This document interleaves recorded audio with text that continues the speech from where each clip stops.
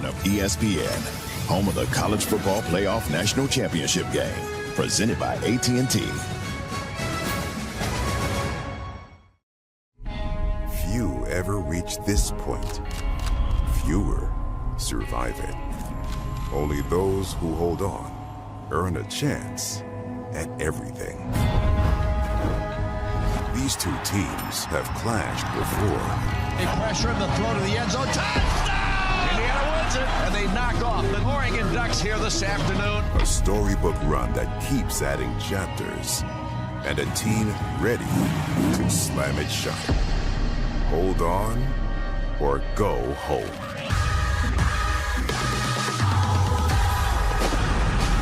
Has time rolling over the middle. He's got Baker.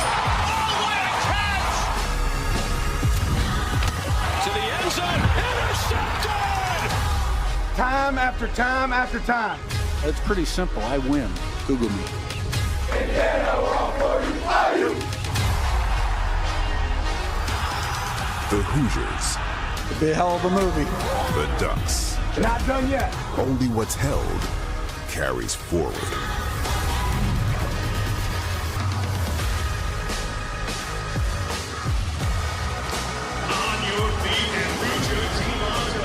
This is the Chick-fil-A Peach Bowl. And welcome everybody to the Ram Trucks kickoff. A standing room only crowd of more than 71,000, most of them clad in cream and crimson, filing into Mercedes-Benz Stadium in Atlanta for tonight's college football semifinal. An all Big Ten affair, the number 5 seed, the Oregon Ducks taking on the top-seeded Indiana Hoosiers. Curt Cignetti is the architect of the most remarkable turnaround story in the history of college football. Before he arrived, IU had the most losses in college football history. Now in his second season, his team is the only undefeated team in the country. They stand one win away from playing for a national championship, led by quarterback Fernando Mendoza, the Hoosiers' first Heisman Trophy winner. And while IU is a newcomer to this huge national stage, Oregon has been a fixture among the nation's elite. For Dan Lanning, the next step is to win the first national title in school history. They've reached the championship game twice during the playoff era. The Ducks believe they have the best quarterback on the field tonight, Dante Moore. He'll need to play better than he did in the regular season meeting between these two teams if the Ducks are going to upset the Hoosiers tonight. Oregon here by virtue of its home win over James Madison and their shutout victory over Texas Tech in the Capital One Orange Bowl. Indiana, as the top seed, received the first round bye, and then they hammered Alabama in the Rose Bowl 38-3. The winner of this one on to the national championship game in 10 nights to take on the Miami Hurricanes in their home stadium in Miami. Hi, everybody, and welcome. Sean McDonough along with Greg McElroy. Delighted to have you with us. It has been a scintillating college football playoff, and we expect more of the same here tonight. It'll be hard to match that semifinal in the desert last night.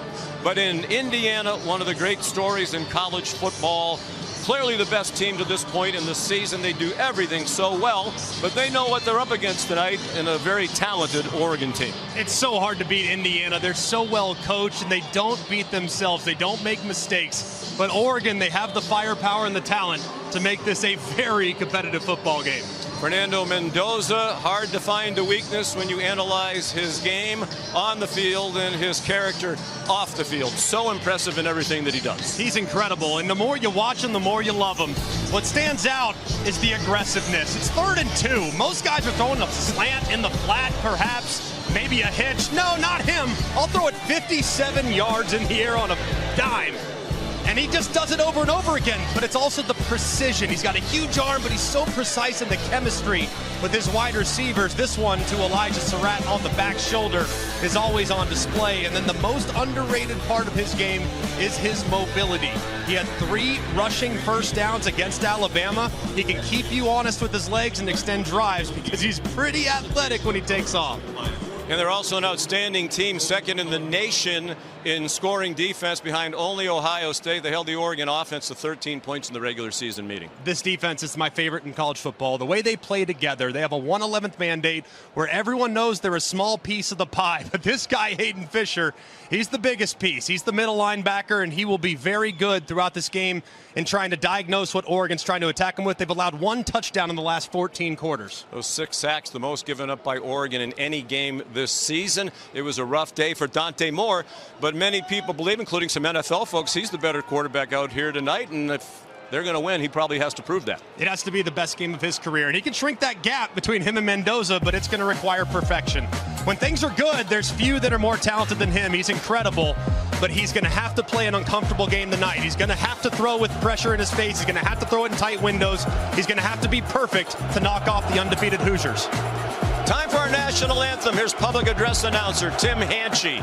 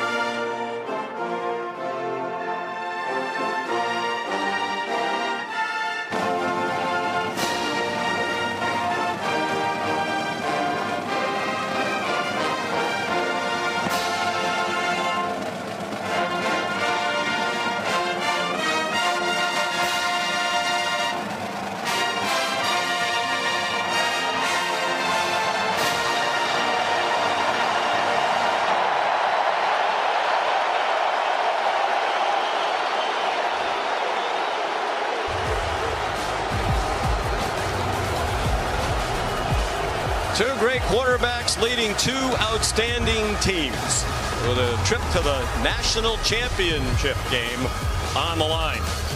The opening kickoff in just a moment. You're watching the Ram Trucks kickoff.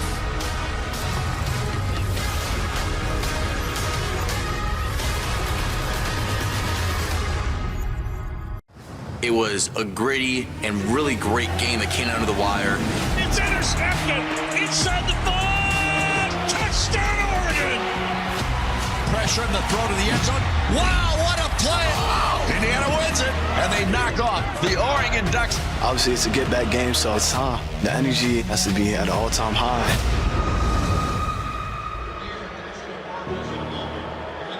Tonight's Ram Trucks spotlight on the regular season meeting between these two teams. The only loss of the year for the Oregon Ducks. It was in Eugene. It was a tie game midway through the 4th quarter when Indiana scored the last 10 points of the game. The 2 interceptions in that game, the most Dante Moore has thrown in any game this season, and the Ducks stifled by that terrific Indiana defense in the second half. Just 64 yards of offense for the high-flying Ducks. 64-year-old Curt Cignetti. In his second season at Indiana, he is 25-2.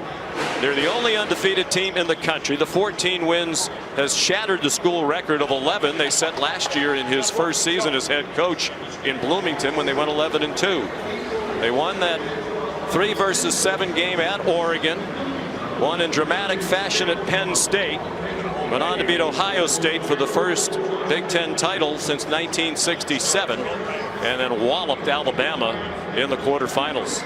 Curt Cignetti said, "I told my team I knew we had a much better team than Alabama," and he believes that Oregon is a much stiffer opponent tonight, and they know that by virtue of having played the Ducks back in October.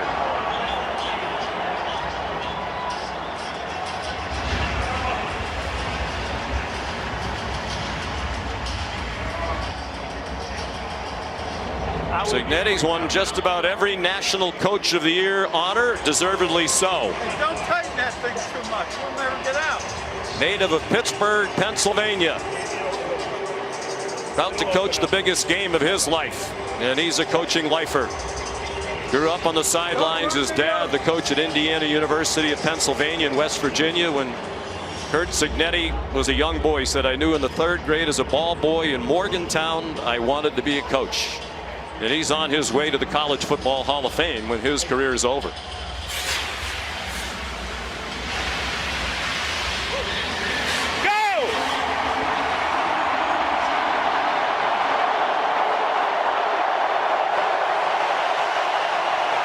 The Hoosiers take the field. In terms of the crowd, it'll be a decided home field advantage for Cignetti's team.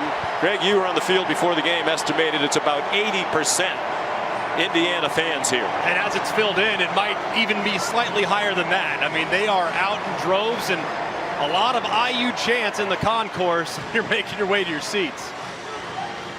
Here comes Dan Lanning. At age 39 in his 4th year at Oregon. They are 13-1, started the year 5-0, then suffered that only defeat at the hands of the Hoosiers. They've responded with 8 straight wins, including the 2 victories here in the playoff. 13 wins ties the school record. It's the 3rd time they've done that, including last year when they were the #1 seed in the college football playoff and lost to Ohio State in the Rose Bowl. Back in 2014, they won 13 games and lost to the Buckeyes in the national championship game in the 1st year of the college football playoff.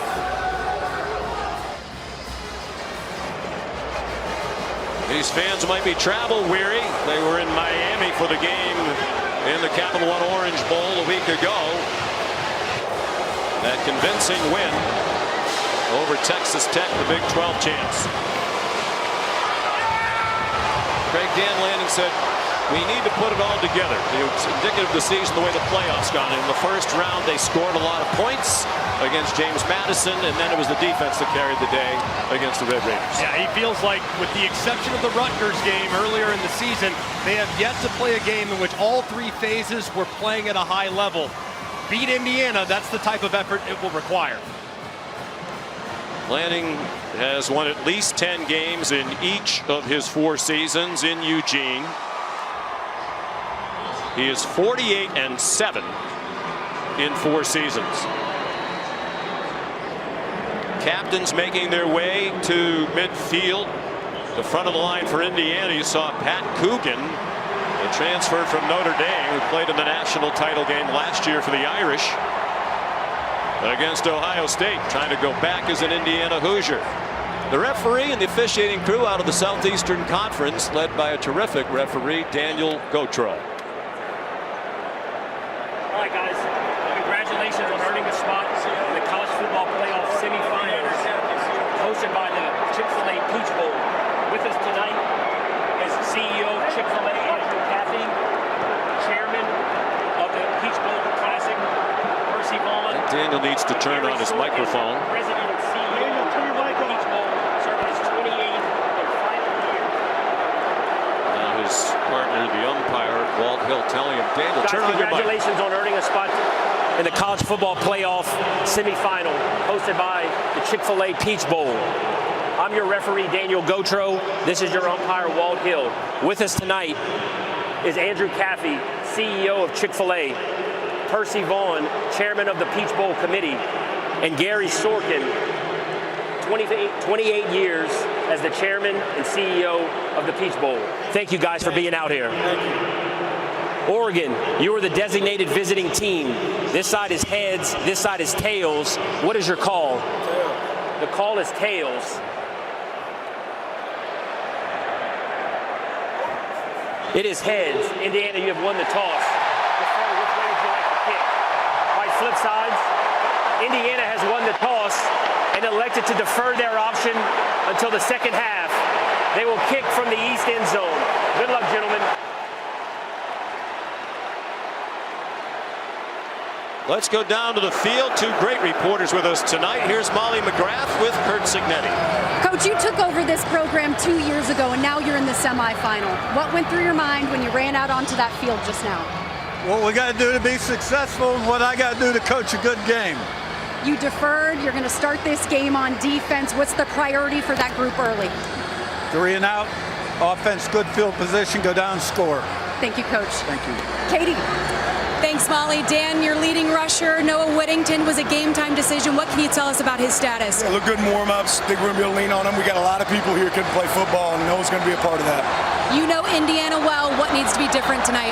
Play our game. No, you can't make mistakes against this team. Just got to go out there and play football. We're going to play loose and have fun. Best of luck, Dan. Thank you. Sean. All right, Katie George, the running back situation is an issue for them. Jordan Davison, the true freshman who scored both of their touchdowns against Texas Tech, broke his clavicle in the game and is not here. They've had a couple of running backs drawn into the transfer portal since that game. Whittington's their leading rusher, but he didn't show up in the injury report until last night, listed as questionable. We believe it's a turf toe. We'll see how effective he is.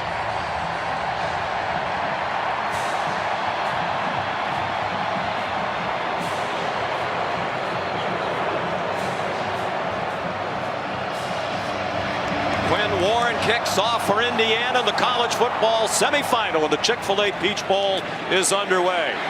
Jeremiah McClellan got belted just shy of the 20-yard line by Byron Baldwin Jr. There's sound everywhere, these Hoosiers, including on special teams. Well, here comes the Oregon offense led by the 20-year-old redshirt sophomore from Detroit, Dante Moore. Very accurate. These are two of the most accurate quarterbacks in the country. Averaging 234 passing per game, but held well below that, held to 186 in the home loss to Indiana in October. There is an injured Hoosier down on the field on the opening kickoff. Amari Farrell is the injured player, and that is an important development. He is a starting member of their secondary, and he walks off. That's good to see, and that's important because they're terrific on defense, Greg, but as Brian Haynes, the coordinator, said, they only play about 13 players on defense. Yeah, they don't have ridiculous depth. They've had to scale their depth with versatility. You'll see a lot of different looks from Brian Haynes' group. 3 linebacker sets, 5 defensive backs, 3 defensive linemen. They play their guys very, very well, but they can all play multiple positions. They gave the Oregon offense a lot of problems in the regular season game. The IU defense held the Ducks to 267 yards, their season low. And the IU fans making it difficult for Moore in Oregon right out of the gate. De'Aaron Hill Jr. is the running back. The quick pass is intercepted. It's going to be run in for an Indiana touchdown. D'Angelo Pons on the first play of the game.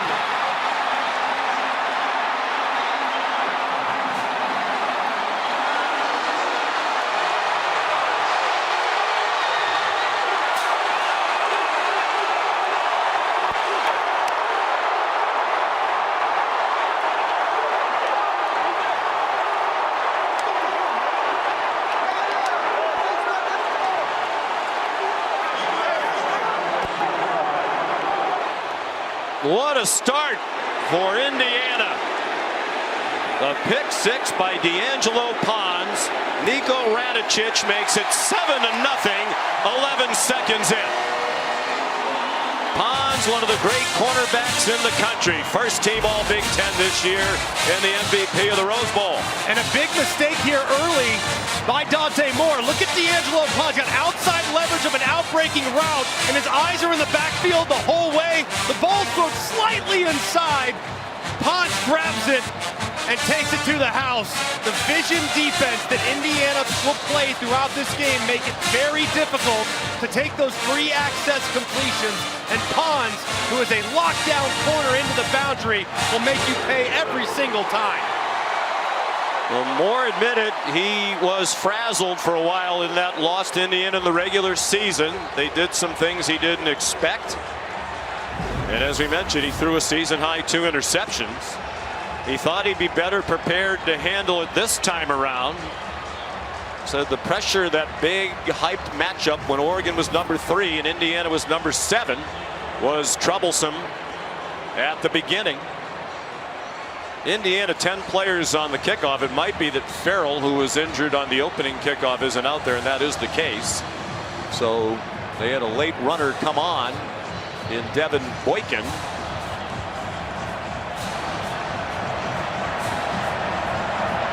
And Quinn Warren kicks off for the second time. And McClellan lets it go for a touchback. Well, how do you shake that off, national championship winning quarterback Greg McElroy? Well, it's not often you're getting your get back on track plays on the second offensive snap. You have a G-bot list as an offensive coordinator. What does your quarterback feel most comfortable doing? And you get to that list when things are starting to go sideways and the game is moving too quickly. I think you have to start by running the football. They did not do enough of it in the first matchup. Maybe get him a quarterback run and move the pocket and get him an easy completion to get him feeling good again. And it is the true freshman De'Air Hill Jr. at running back, not Whittington, their leading rusher.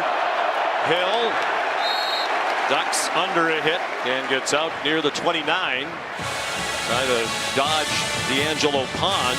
A 4-yard gain for Hill. When he's played, he's been electric. He averages just over 8 yards per carry, which is best of the Big Ten.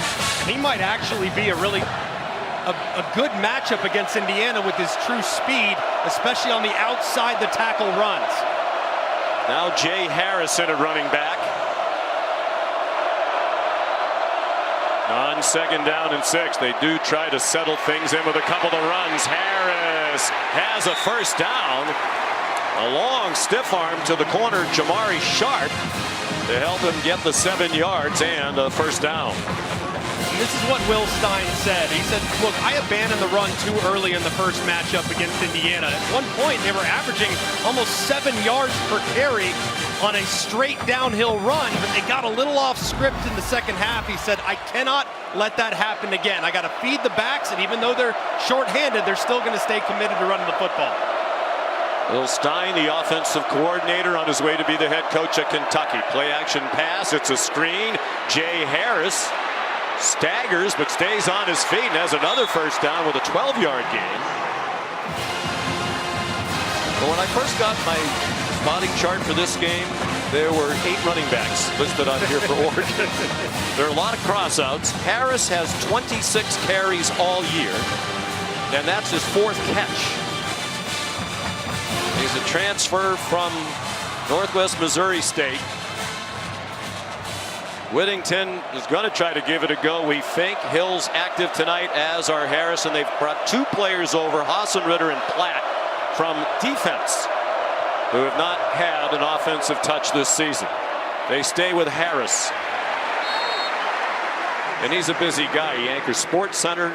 He's also in the transfer portal, which is another oddity of today's college football landscape. Jay Harris is in the transfer portal, intending to leave Oregon, but playing for the Ducks tonight. They had 2 running backs jump in the portal who have left. Which I think is admirable, and I think Jay Harris deserves a lot of credit for stepping up when his team needs him. So a nice response to the horrible start for Oregon, and Moore's pass is incomplete. Should have been caught by Jamari Johnson, part of a tight end tandem with Kenyon Sadiq that Dan Lanning believes, as do many others, is the best tight end tandem in the country. And Johnson jumped and kind of threw it off. You see the right hand go slightly above where the nose of the football is. No reason to jump there, and what's been a remarkably reliable talent down the stretch, and Johnson drops a big one there against Indiana. 3rd down and 7. Both teams had a hard time on 3rd down in Eugene in October. Dan Lanning likes to go for it a lot on 4th down. He's not going to have to make that decision. Malik Benson, the run after the catch. Down to the 40-yard line. D'Angelo Pons the stop. 9 yards and a terrific response by Oregon. And this is a very aggressive group. You see overload, 4 guys coming on the left side of the center. One guy drops out. It's a simulated pressure, and Bryant Haynes does that over and over again. They try to mess with your rules from a protection standpoint. You're probably going to have a lot of free hitters. The quarterback, though, can beat it with quick throws. He does it to Benson, who does a great job after the catch. 7th play of the drive. Jay Harris, the lone back, as Moore goes under center. With a bunch to his right into the boundary. Harris did well to break a tackle at the line of scrimmage. Indiana doesn't miss many. 3-yard gain. Amari Farrell in on the tackle. He was the player injured on the opening kickoff back in the secondary for the Hoosiers. And Oregon gets so much credit for their skill and their personnel at wide receiver. Of course, Dante Moore, the depth at running back. Maybe not tonight, but most of the time. But it's the offensive line, one of the top offensive lines in the country, that is going to have to set the tone tonight. They've clearly challenged that group, and so far in the second drive, they're stepping up.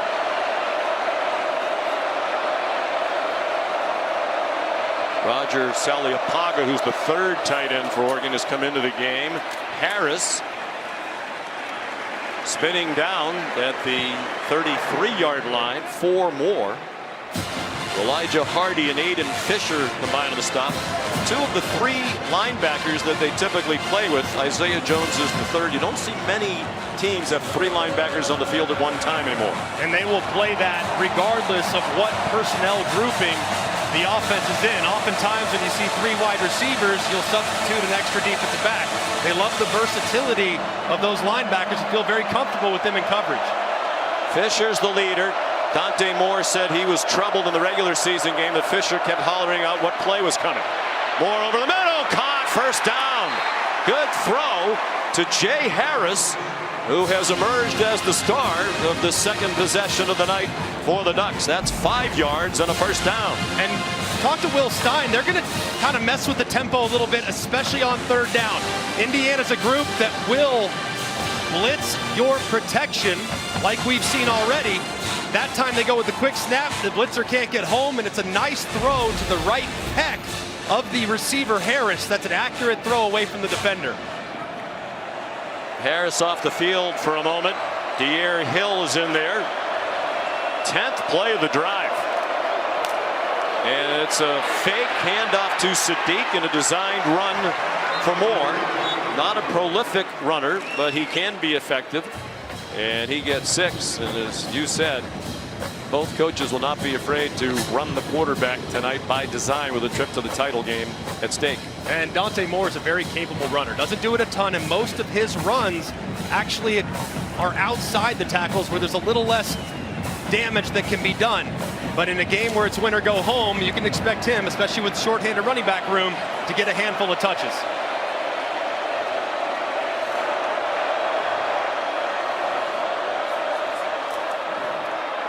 Play action pass, design roll out, Sadiq the catch, and it's another Oregon first down. Out of bounds at the 17-yard line. Gain of 5-2 Sadiq. Finalist for the John Mackey Award as the best tight end in the country. And with the aggression that Indiana plays with, misdirection is your friend as an offense. That time they fake the run to the left and they get Sadiq working against the linebacker on a slow developing flat route. It's an accurate throw, and Sadiq, especially in this part of the field, that's when he becomes a real focal point of this offense.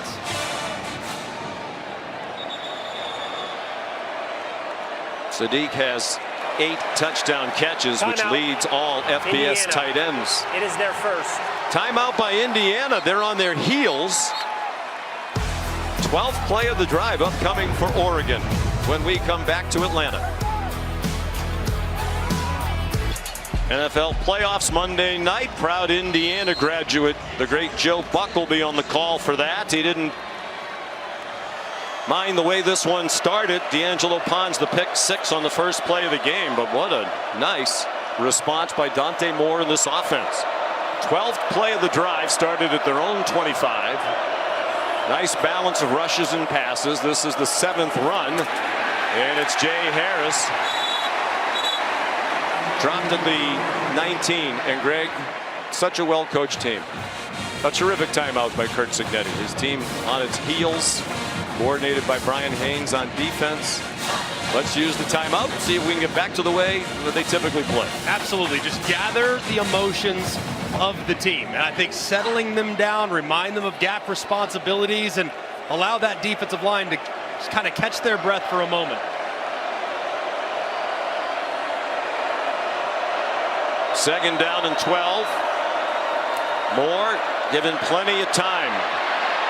Now zings toward the end zone and over the head of his intended receiver. Sadiq was in the area, but it was De'Air Hill, the primary target. Can't argue about the time if you're Dante Moore. He had all day, but couldn't find somebody open.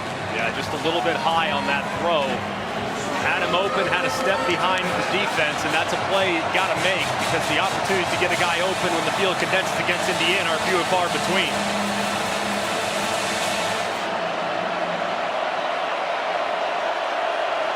Noah Whittington is on the field. Their leading rusher trying to power through turf toe. They're 2 for 2 on third down on the drive. A pocket again to the end zone. Touchdown! Jamari Johnson!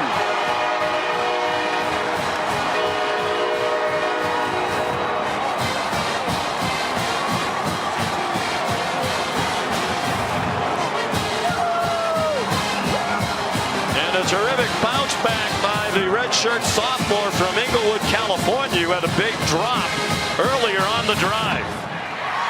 So Moore's thrown a pick six. He gets a lot of pats on the helmet for engineering that drive, and the touchdown pass is 29th of the year. Atticus Sappington. Challenge you to find a better name in college football. He adds the extra point. 75 yards, 14 plays.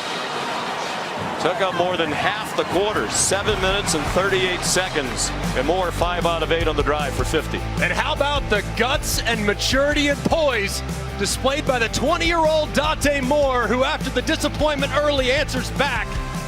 And the Ducks are back in the ball game.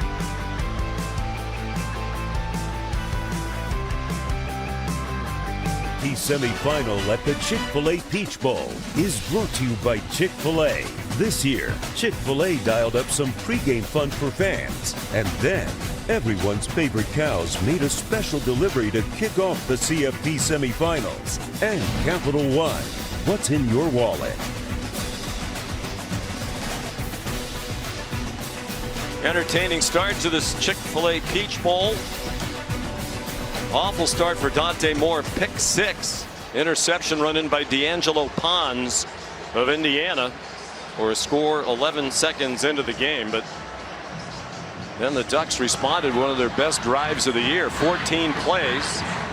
Second longest by number of plays in the season. They had a 16-yard TD drive against Wisconsin. It's also their second longest drive by possession time. That one against Wisconsin went over 8.5 minutes. Sappington's kickoff is a touchback.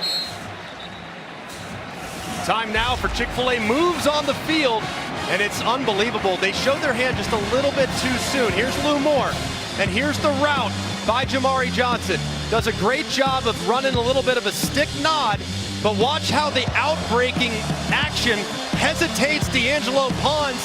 Pons flips his hips just enough to create more separation to the middle of the field. That was great design, great throw, and a terrific route by Johnson. So here's the first play on offense for Indiana. Oregon's run 15. Fernando Mendoza handoff to Roman Hemby. Tackled by Dylan Thieneman. Mendoza in his first year at IU after 3 at Cal. Like Dante Moore, one of the most accurate quarterbacks in the country. As a matter of fact, that 72% would be the single season school record. He leads the country with a school record 36 touchdown passes. 6'5" 225 from Miami. Hoping to return home to play against the Hurricanes in the national championship game. He's on target to Elijah Surratt for a 5-yard pickup. It'll be 3rd down and 4. And every time you watch Fernando Mendoza, you become more and more impressed. The accuracy, the decisiveness, the way he can push the ball down the field. To be sitting at 72% is remarkable, especially when you take into account how often they take shots on opposing defenses.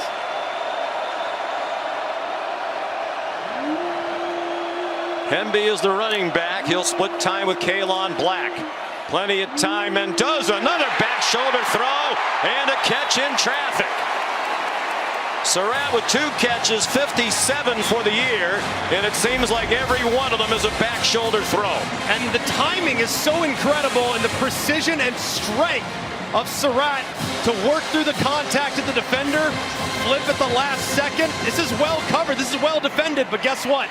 On a perfectly timed back shoulder, you can't stop it. You can only hope to contain it. They allowed plenty of contact from Ife Obidegu, one of the 2 freshman corners for Oregon, after the 23-yard gain. It's Hemby in his first year at Indiana as a transfer from Maryland. He got 4. He's over 1,000 yards for the season. 1,007 entering the 20th 1,000-yard rushing season in Indiana history. And it's amazing, too, to think a team with a Heisman Trophy winning quarterback runs the ball more than 55% of their snaps. It's a testament to the offensive line and the talented 1-2 punch at running back. 2 of the very best offensive lines in the country. They were 2 of the 3 finalists for the Joe Moore Award. Here's a false start. False start. Offense, number 67. 5-yard penalty. Remains second down. Khalil Benson, the right tackle, who's been rotating at that spot for Coach Cignetti. And this was a little bit of a problem in the first matchup. They had a bunch of false starts against Oregon, but it was mostly because Oregon would stem the defensive line. That time they're stagnant and he still falls off sides. Well, it looked like he did little more than blink. Now, they had problems with the crowd at Oregon, and they also had trouble with the movement that induced some of those false starts. Tough run by Kalon Black, down just shy of the 40, with Dylan Thieneman, the outstanding safety, leading the defense after a 6-yard run.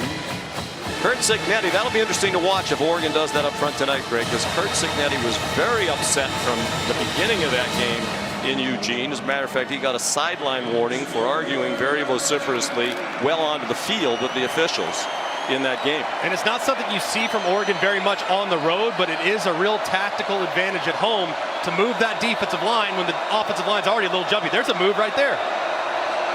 Not as dramatic as the moves were in Eugene. On 3rd down and 4, he's on target, caught the tight end, Riley Nowakowski. Taken across the boundary by Bryce Betcher, the linebacker, Oregon's leading tackler. Indiana, best in the nation on 3rd down this season, converts with a gain of 5. They just do all the little things right. Nowakowski's working out an out route, but it's Surratt on the outside that creates a little bit of a rub. As an offensive player, you call it a rub, and that's what he does. He kind of tacks the inside and allows Betcher to kind of create some space. Mendoza 3 for 3. The extended wait to get on the field didn't hurt him. Black runs inside the 30 with a gain of 6. He had 898 yards rushing in. Between Hemby and Black combined for more than 1,900 yards and 15 rushing touchdowns. What a tag team, too. And they really, you would think they would complement each other. One guy's speed, one guy's power. No, they're both speed and power, and they run very aggressively downhill.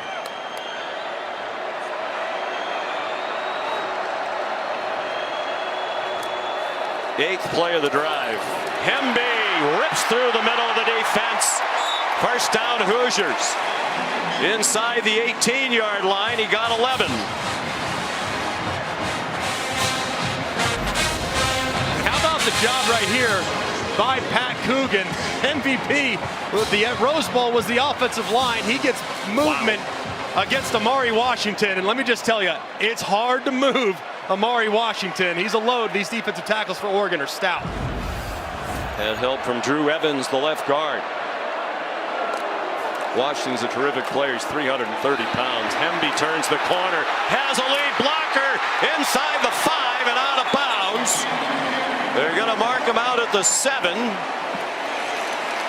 with just enough for a first down. Another good block by the center, the Notre Dame transfer, Rose Bowl MVP, Pat Coogan. And they just do everything right. Carter Smith gets the first guy. Coogan doesn't turn up and double team. He just continues on his path, gets a piece of an Oregon defender, and it springs for extra yardage. They're so well coached, and the execution is outrageous. Coogan said he chose Indiana for two reasons. He wanted a great culture and he wanted a chance to win a national championship. He made a great decision. Hemby stacked up. Ashton Porter, an edge player, sophomore from Cypress, Texas, for a 1-yard loss. This is a part of the field where Oregon has not been at their best. In the red zone, they allow touchdowns on nearly 68% of the red zone penetrations against them. It's very difficult to keep an offense that can beat you with one-on-ones and run the ball as effectively as Indiana does. So Oregon must play at their best tonight when the field condenses. They bring an extra offensive lineman onto the field, number 75, Zen Michalski. He's at the left end of the offensive line. Mendoza, end zone, caught! Touchdown! Omar Cooper!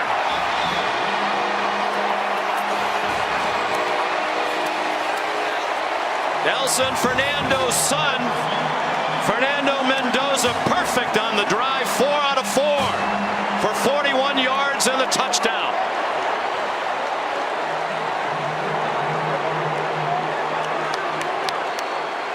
Dan Lanning and Tosh Lupoy, the defensive coordinator. Lanning very active in the defense. They have some problems to solve after that 11-play drive. 75 yards. They had it for 6.5 minutes. Well, if you haven't watched Indiana, you just got the exact recipe: an opportunistic defense, an offense that could beat you on the ground, and the Heisman Trophy winning quarterback who's off to a hot start at 4 for 4. His family looks on, loving what they've seen from Fernando. Aerial coverage from above Mercedes-Benz Stadium in Atlanta, brought to you by Goodyear, tried, tested, proven, legendary. What a start to this one. Indiana's only offensive possession of the night goes 75 yards in 11 plays. 6.5 minutes. Mendoza to Cooper. They connected on one of the plays of the year in college football. That amazing catch by Cooper in the back of the end zone for their last second win at Penn State. Their closest call this season. The kick by Quinn Warren, a touchback. And I just love this design. You see the inside leverage, which you're going to beat with an outbreaking route every time. Usually it's Surratt on the outside on the back shoulder this part of the field. Instead, this time they go with a slot formation. They get Cooper lined up against a safety and Aaron Flowers, and you don't have a lot of room as a quarterback. You got to get that ball up and down immediately. Mendoza does it. Cooper reels it in, and a terrific start for the Indiana offense. First catch of the night for Cooper goes for a touchdown. That was the case in the win against Texas Tech. So more in the Duck offense back on the field. Jay Harris with the pickup. Here's Katie. Well, Sean, since the beginning of the season, Dante Moore has worked with Brett Ledbetter, a sports therapist and consultant. Dylan Gabriel actually introduced him to him. Both Bo Nix and Gabriel worked with Ledbetter at Oregon and still do. Moore said his sessions with Ledbetter have helped him improve his mental strength. What an example, bouncing back after the pick six, guys. If ever you're going to be under mental strain, throwing a pick six on the first play of the college football playoff semifinal would do that. And he did talk in our visit the other day at length about how much Ledbetter has helped him. Highly regarded man who's worked with the Oklahoma City Thunder, among others. That's the end of a very entertaining first quarter. D'Angelo Pons a pick six on the first play of the game. Oregon responded on the Johnson catch, and then Mendoza brought Indiana right down the field. Cooper the score. 14-7 IU after one in the Chick-fil-A Peach Bowl.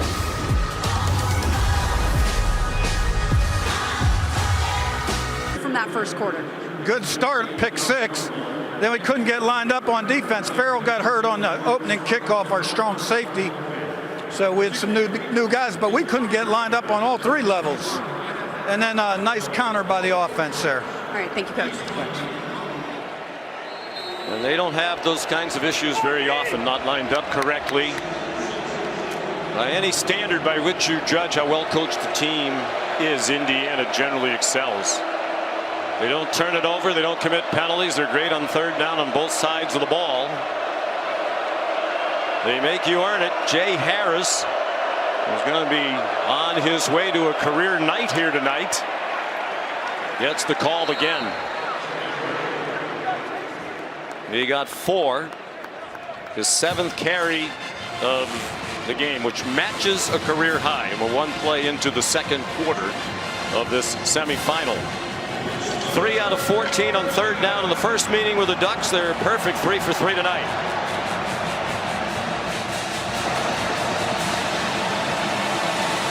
Third down and 2.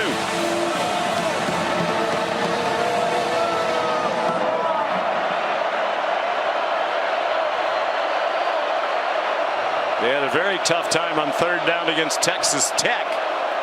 And that continues.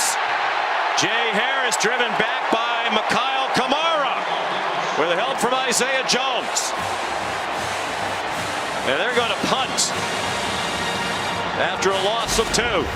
Brian Haynes' defense is so good. You'll see Kamara slide inside, pressure off the outside, and he just beats the right tackle, Harkey, across his face. And there's nothing that Jay Harris can do. And the Indiana defense on short yardage, man, it is a war in the trenches. They're so athletic and disruptive that it's hard to stay in unison along the offensive line. James Ferguson Reynolds, they have an interesting punt situation off, and he rolls for a while. It looks like it's going to be a fake. Indiana rushed him, so he kicked it right away. And it's a good one from the Australian. Rolls dead inside the 20 with a 49-yard punt. The Indiana defense with the stop on third down. And as Greg said, not much Harris could do, but ordinarily he wouldn't be in there in that situation. 14-7 Indiana, early second quarter. Quite a journey for Fernando Mendoza out of high school in Miami. He was a 2-star prospect. He's on his way to Yale. He's a great student. Then Cal offered him a chance. He was there 3 years. Started the last 2 with mixed success, 9 and 10 as a starter. They knew he was a good player. They didn't know he was a great player. He won the Big Ten title first time outright for Indiana since 1945, and he won the Heisman Trophy. First Hoosier ever to do that. He's backed up that award with his start to the night. 4 for 4. They're up 14-7, including a defensive touchdown, and Kaylon Black gets nothing on first down. And Fernando Mendoza, he's a graduate level decision maker. I mean, he just processes so quickly. If you're misaligned, if you are lined up inside leverage, he's going to hit an out-breaking route. If he has a one-on-one against his best receiver, Elijah Surratt, he's going to find it. He just sees the field so well, and they put a lot on his plate post-snap with the RPOs they run, and he executes it beautifully. Out of the pistol. The handoff to Black across the 20. Bryce Betcher made the tackle. Their leading tackler with 125 coming in. Well, that academic component is very important to Fernando Mendoza. He told us yesterday, graduated in 3 years, very proud that he came out of the Haas School of Business in Berkeley with a degree. He told us it's the second-rated undergraduate business school in the country behind Penn. We looked it up, and he wasn't lying. Here's that running ability we talked about earlier. First down and much more. Finally shoved out of bounds by Aaron Flowers at the 41. By his own admission, it isn't pretty when he runs, but it's effective. Well, it's really, really well done because it's a pressure up the middle. It's really well defended and blocked by Black, who picks it up. And the only guy that sees Mendoza take off is Washington. And at 330 pounds, he's really fast, but he's not as fast as Mendoza. So athletic in the open field. Fernando rushed for 31 yards. In the regular season meeting, Kalon Black turns the corner. Very late flag thrown after a 5-yard gain. Here's Daniel Gautreaux. Only one assessed penalty so far as a 5-yarder against IU. Personal foul, illegal block below the waist, defense, number 7. 15-yard penalty will be added to the end of the run. First down. Ife Obidegu, redshirt freshman from Baltimore.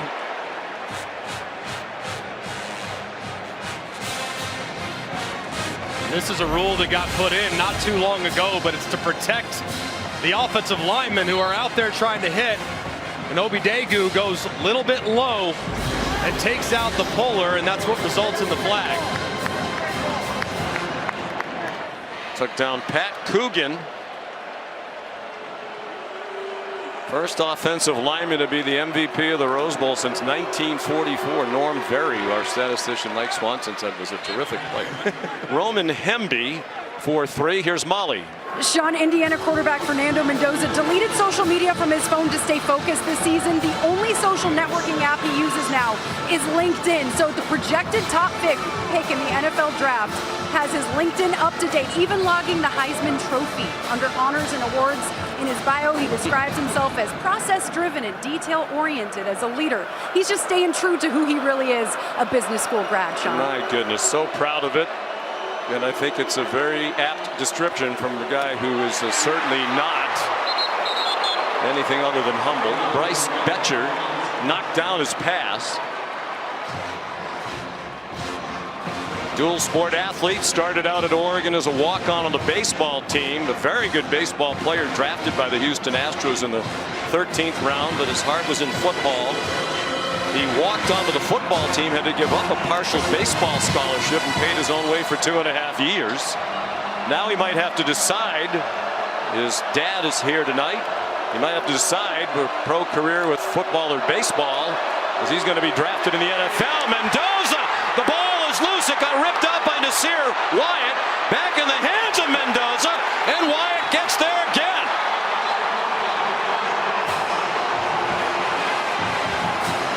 A loss of 20, and it goes in the books as a sack.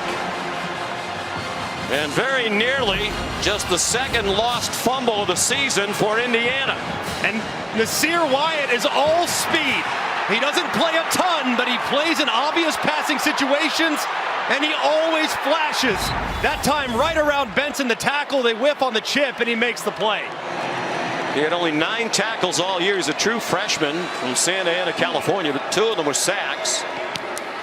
There's Mitch McCarthy, a 27-year-old Australian punter. Gary Bryant Jr. smothered at the 14-yard line by Charlie Becker, one of their best receivers. They put their starters out there on special teams. And it's hard to get home against this offensive line with how quickly Fernando Mendoza gets rid of the football. But Oregon has the pass rush to do it. Wyatt gets home, forces a quick fumble, and Mendoza's dropped for a big loss. This is the Chick-fil-A Peach Bowl. All 4 quarterbacks in this semifinal in the transfer portal. Dante Moore started his career 1 year at UCLA. It didn't go particularly well. Went in the portal, transferred to Oregon knowing that last season he would back up Dylan Gabriel. He was fine with that. He took the reins this year and has been magnificent, to the point where some believe he might be the #1 pick in the NFL draft. He and Mendoza likely to be the top 2 picks if Moore goes into the NFL draft. He hasn't made up that decision yet. The ball slips out of his hand as he wound up to throw, and Indiana has it inside the 5. Mario Landino came up with the ball for the Hoosiers.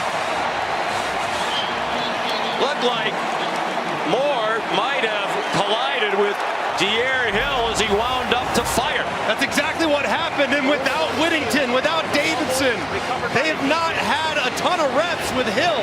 They have an RPO called. Hill gets too close, and as Moore is pulling it back, it hits the nose of the football against the left shoulder pad, and a massive mistake, but probably could have been avoided with more experienced backfield. When you play a team that doesn't make mistakes, you can't make them. That's 2 turnovers for Moore. One of them a pick 6 for 7 points for Indiana to start the game. And now this one gives the Hoosiers the ball at the 3. Indiana is plus 20 for the year, leading the nation. You can say that at the end of a lot of stats. Kalon Black, the running back. He has blockers up and over, and he's down 2 yards short. Dylan Thieneman made the tackle. A safety who Tosh LeBoy believes will play in the National Football League. You feel for Dante Moore, but that right there, just chemistry between quarterback and running back. And RPOs require a lot of reps. They're very expensive plays. So you have to clear the running back's path, but the running back, as soon as he sees you throw it, has to get out of the way, and that didn't happen there. 2nd and goal from the 2. Kalon Black tumbles toward the goal line. He's down short by about a half a yard. Tatum Tuioti made the tackle. Outstanding defensive end, whose father Tony's the D-line coach for the Ducks. 3rd down and goal. Indiana 3 out of 4 on 3rd down. 56.5% for the year. Far and away number 1 in the country. Mendoza with Black, the running back. Black straight ahead, touchdown. Kalon Black.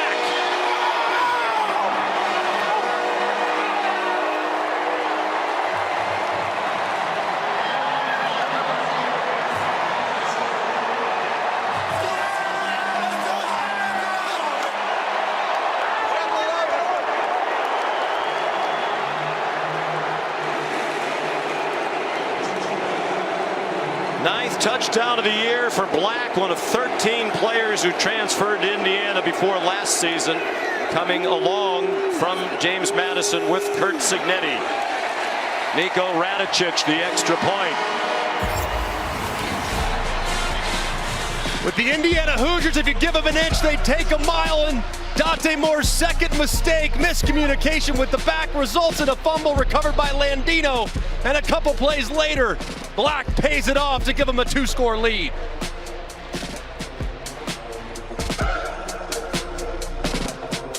The CFP semifinal at the Chick-fil-A Peach Bowl is brought to you by AT&T. Connecting changes everything.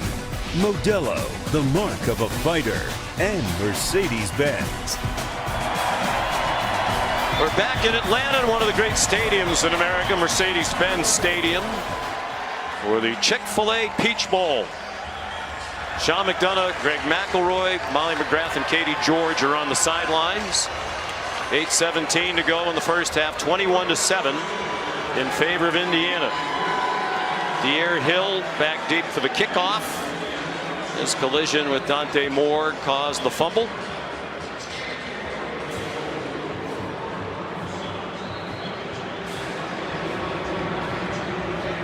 And Dan Lanning, the absence of some key running backs is showing up here in the first half.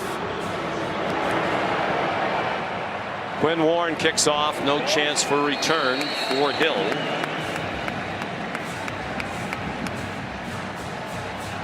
Well, Jordan Davison, who scored both of their touchdowns against Texas Tech in the quarterfinal and scored 15 touchdowns rushing to lead the team, he's out, as you can see, with a broken clavicle. He must be tough. They didn't really know when in the game against Texas Tech it happened. And then since then, Jaden Lamar, who's kind of a Swiss Army knife for them, jumped in the portal. And Noah Whittington, who was their leading rusher, expected to see the bulk of the carries, is hobbled quite obviously by turf toe. So it's been Jay Harris, who was a 5th string running back at the start of the year. No gain there. Katie George. On Whittington's right lower leg is heavily taped. This is not a wrap he wore last week in the Orange Bowl. He did go through his full warm-up. He was cutting and driving off that foot really well, but he's only been on the field a snap or 2 so far, guys. That is a big wrap. And he must be hurting, because if you can't go in this game, you can't go. Dante Moore on 2nd and 10. Pressure, dumps it off. Harris to the 40-yard line. Aiden Fisher the stop. Harris is doing the best he can. It's a first down on a 12-yard pickup. I think he's been pretty good so far. Of course, the mistake by Hill, it's not on Harris, but catching the ball now, 3 receptions for the running back. Matching his total for the season entering tonight. Weaves through that Indiana defense for a gain of 7. Lewis Moore, a safety, made the tackle. Transfer from Ole Miss. He was hoping he'd play in the championship game against his former mates. He started his career at Indiana, transferred to Ole Miss, and then came back to IU after 1 year last year in Oxford. And what a playmaker he's become. I mean, first team All Big Ten, tremendous route recognition. He does a great job in the back end reading quarterbacks' eyes, and it's resulted in 6 interceptions this year.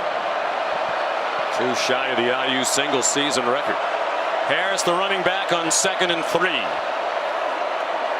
Play action fake. Moore running out of time and gets sacked. Dominique Ratcliffe and Tyreek Tucker. Moore had some time but couldn't find anybody, and it's a loss of 9. And they're trying to take a shot here to Benson, but it's a great job by the center field safety, the aforementioned Moore, who plays it beautifully, stays over the top, sees it, and he knows that it's going to take way too long for him to be able to get it home. Dante Moore's got to lose that football. Held on to it and took the sack.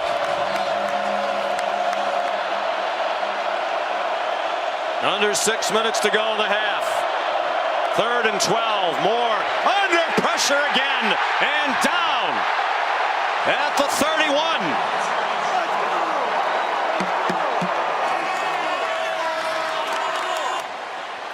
Isaiah Jones there for Indiana.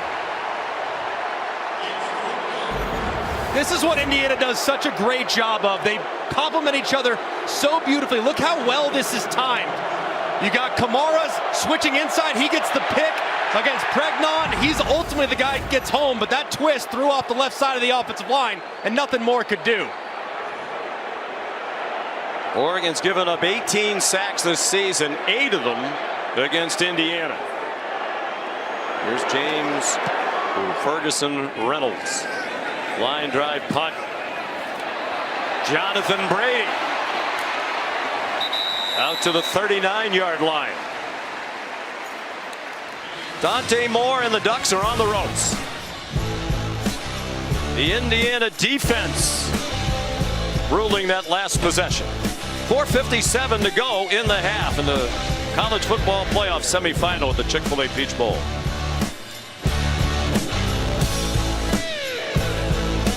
NFL history, it'll be just the 3rd postseason game between the two.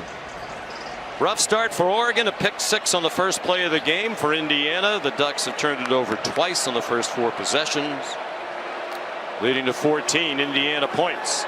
Fernando Mendoza, high throw, good catch in the flat by Roman Hemby, but then he got dumped by Bryce Betcher.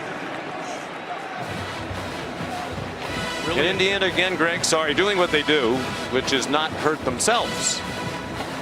They're so efficient, and they force so many mistakes too. That's what I love about watching this team. Everyone makes uncharacteristic, undisciplined mistakes when playing against Indiana. They're relentless with their pressure. As you can see, the turnover margin take a backseat to nobody, and it's really across the board. They're phenomenal. Mendoza, another back shoulder throw to Surratt. They throw a flag. He caught the ball anyway with Theron Johnson all over him. Pass interference, defense, number 5. The penalty is declined. The result of the play is a first down.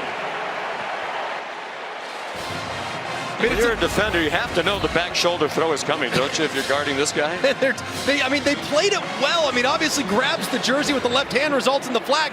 You cannot cover that. I mean, I don't care what the you cannot play the back shoulder much better, and it still doesn't matter. Surratt reels it in with one hand. Play fake. Mendoza has running room, and he wants it. Instead, sends it ahead to Omar Cooper. Brandon Finney made the tackle. Well, when Kurt Zignetti's in the transfer portal, he's been labeled the king of the transfer portal the last couple of days by some national media. He looks for production over potential. He doesn't care what your potential is. He wants to see what you've done. Surratt is a great example of that. No offers out of high school, went to an FCS school, St. Francis of Pennsylvania, but caught 42 balls in his 1 year there. So Cignetti brought him to James Madison in the portal, where he excelled. Now he's a Hoosier. Deep throw, Charlie Becker! Touchdown, Indiana!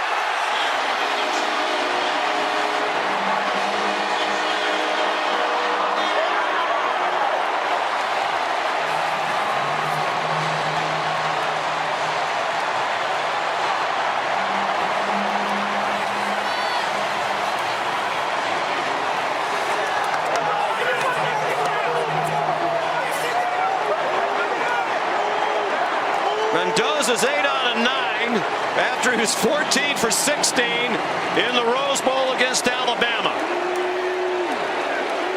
Becker has emerged as a standout over the second half of the year. Radicic, the point after, it is 28-7.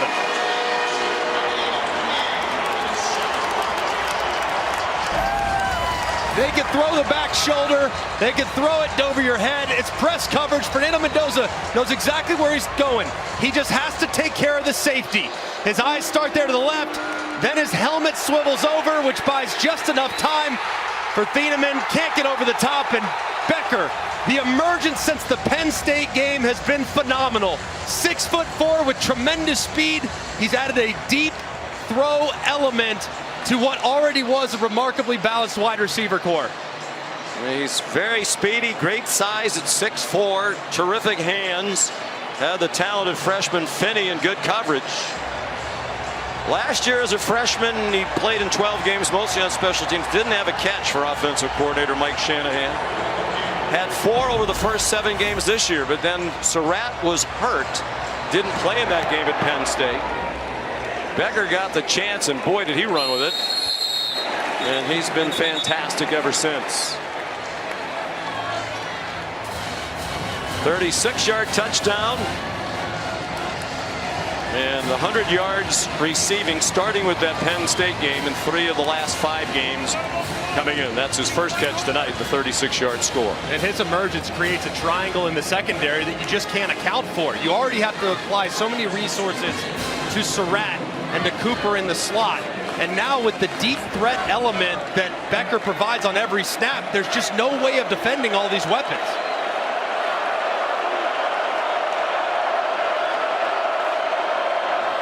De'Air Hill on first down. Out to the 29, a gain of 4. Really important drive here for Oregon.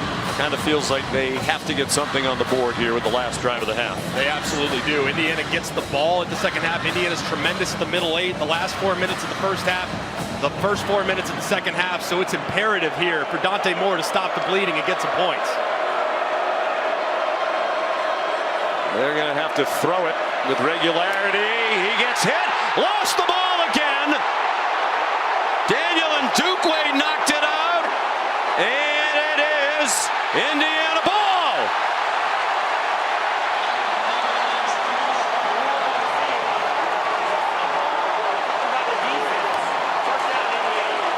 And Mario Landino has his second fumble recovery of the night. Third Indiana sack, third takeaway. And how about the hit by Ndukwe, who's had to step up in the absence of Stephen Daly. He arrives immediately and makes the play. And Landino's right there. But that's what happens when you're Landino. When you do what you're supposed to do and you're a great teammate, that's exactly what you're rewarded with. He goes out, he sets the pick against Harkey, the right tackle, which frees up Ndukwe to make the sack. And then Landino's there to pounce on it. What a performance by the #1 team in the country. Mendoza breaks a tackle and finally gets wrestled down at the 20. Ify Obidegu finally got him down. As you mentioned, Ndukwe getting more time because of the injury to Stephen Daly, who led the Big Ten in tackles for a loss with 19, but he got injured in the celebration after their Big Ten championship win against Ohio State. And Ndukwe has stepped in Next man up for Curt Cignetti. 2-minute timeout. See if you can find a weakness. Dante Moore's hoping to find one. Doesn't seem that it exists. 2-minute timeout, all Indiana. Becker, the latest score. It's 28-7 for Mendoza and the #1 team in the country.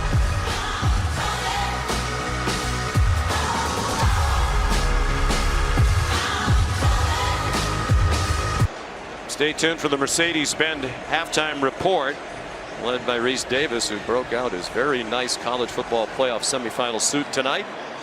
He'll be joined by Nick Saban and Desmond Howard. It'll be interesting to hear what Coach Saban says. I mean, there's a long way to go on this one, but now you start to talk about not just the nice history being made by Curt Cignetti in the tournament. Where does this team rank historically? They're giving you some 2019 LSU vibes. Yeah, that's what it feels like right now. Here's Kalon Black. They're up 28-7 at the 2-minute warning. A 2-minute timeout. And they don't do it with 4- and 5-star recruits. Oregon on this team has 55 4- and 5-star recruits. All the other teams, the other 2 teams in this semifinal have at least 40, and Indiana has 8. Now that might mean that the rankings coming out of high school aren't really that important, because they might not have a lot of highly rated recruits, but they have a team loaded with tremendous football players who are remarkably well coached. And what I love most about them is how selfless they play. I mean, guys helping each other on defense, guys covering each other on offense, different individuals stepping up. When their number's called, they make the play. They don't make mistakes.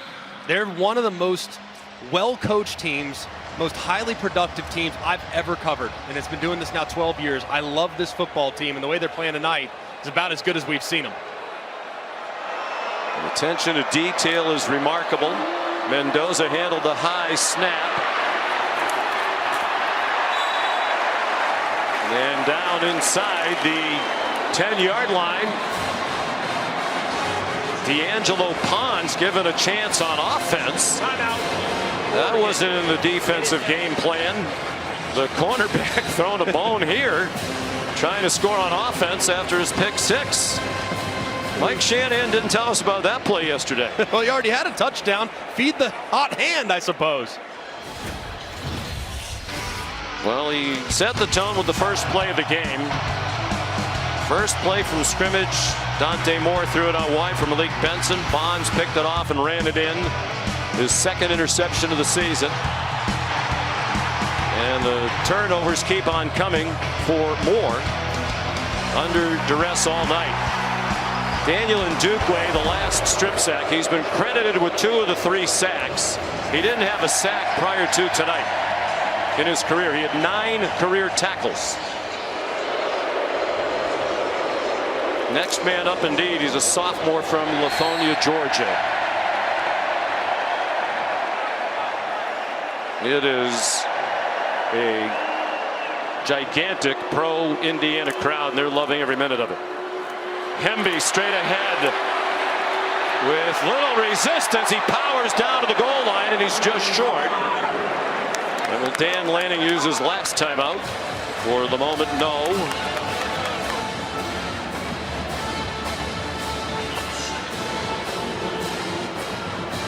Has to be a helpless feeling for Lanning. Like Curt Cignetti and all 4 of the head coaches in the semifinal.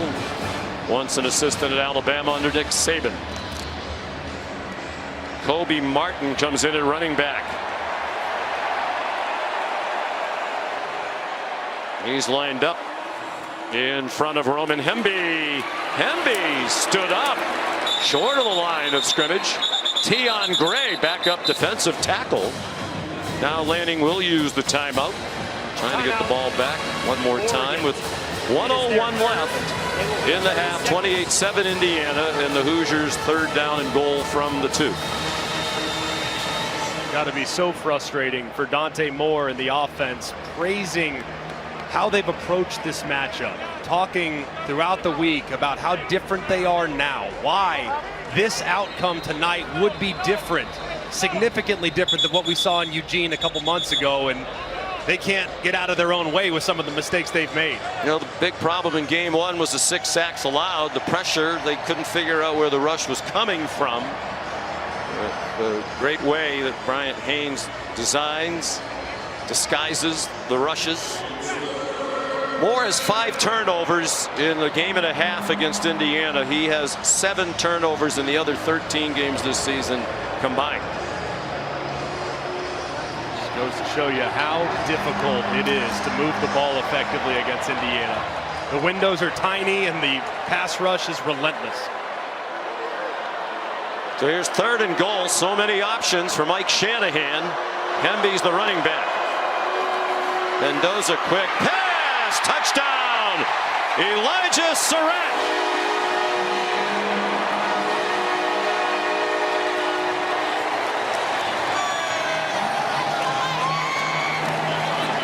He'll check it to make sure he was across the goal line as he made the catch and went to the ground. And this ball got out so quickly, and Surratt did such a great job. Is he down right there? Where's the ball? It's a touchdown. It's a touchdown. Not sure there's enough from that look to overturn it. But he knows he's about to get absolutely plastered. And right there, where's the football? You can see it just ever so slightly. Does it break the plane?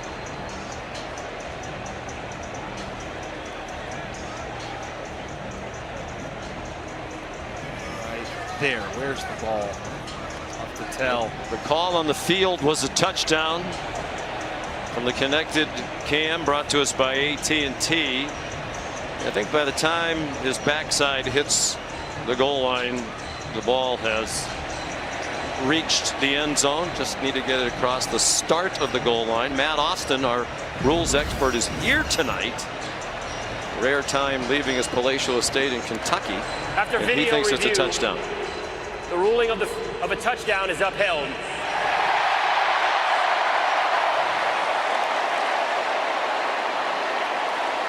Another play like that, though, I mean, it's just so clinical. They run a little rub route, a little switch release. There's a defender right there about to blow up the receiver at the goal line, but the throw holds up Surratt just enough to avoid contact and allow him to spin into the end zone again. Niko Ranicic.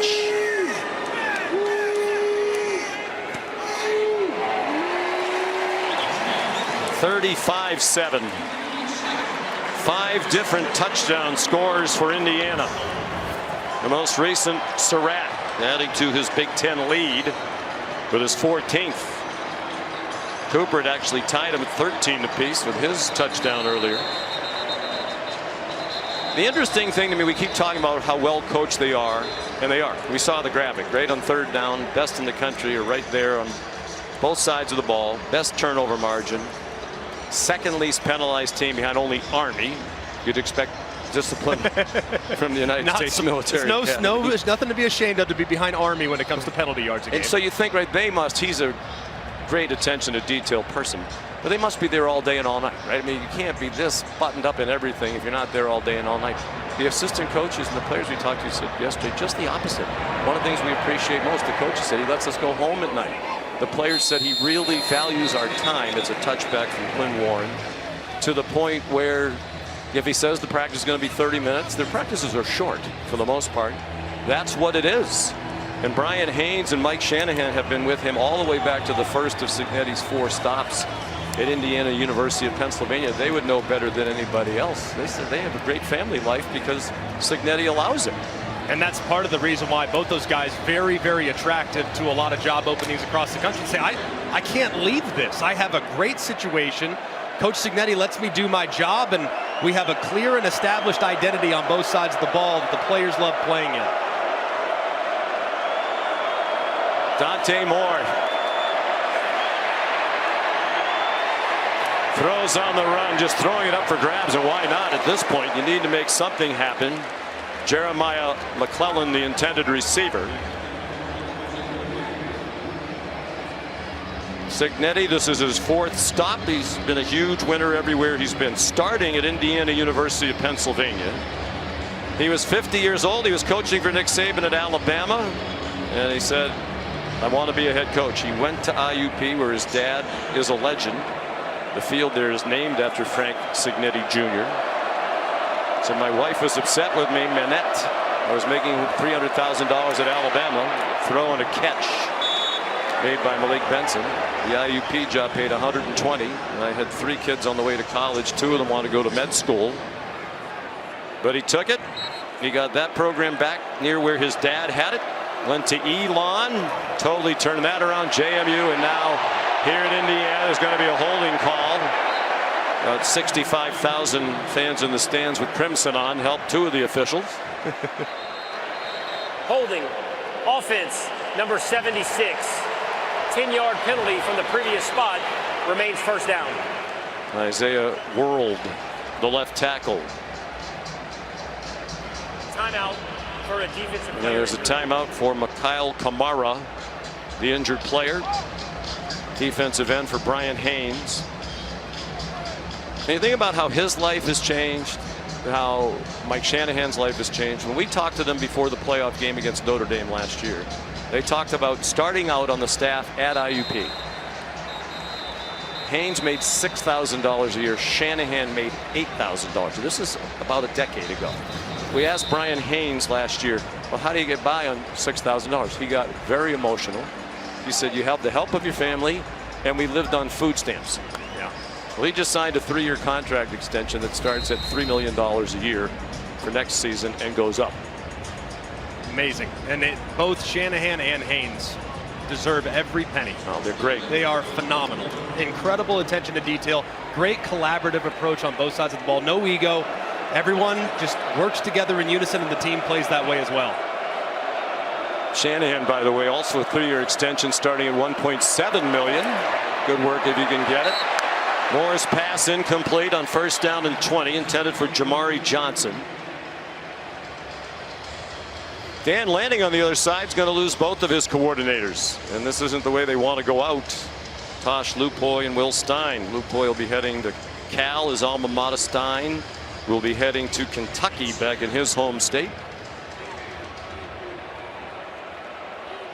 For the most part, he has been at Kentucky very little, and Lupoy's been in Berkeley very little. Their primary focus by far has been on this playoff, finishing it right with the Ducks. De'Air Hill tackled by D'Angelo Pons. 14-yard gain. So difficult for both those coordinators to manage both jobs. They said it's been ruthless from a sleep standpoint, but they felt like they had their team prepared. They both looked exhausted yesterday, understandably so. Good catch by Johnson. They're down near field goal range at the very least, but they're running out of time. 6 seconds. They stop the clock to move the chains. 19-yard gain. He throws it into the ground. 3 seconds left. Time to throw it toward the end zone or attempt a long field goal. And it looks like they're going for the field goal option.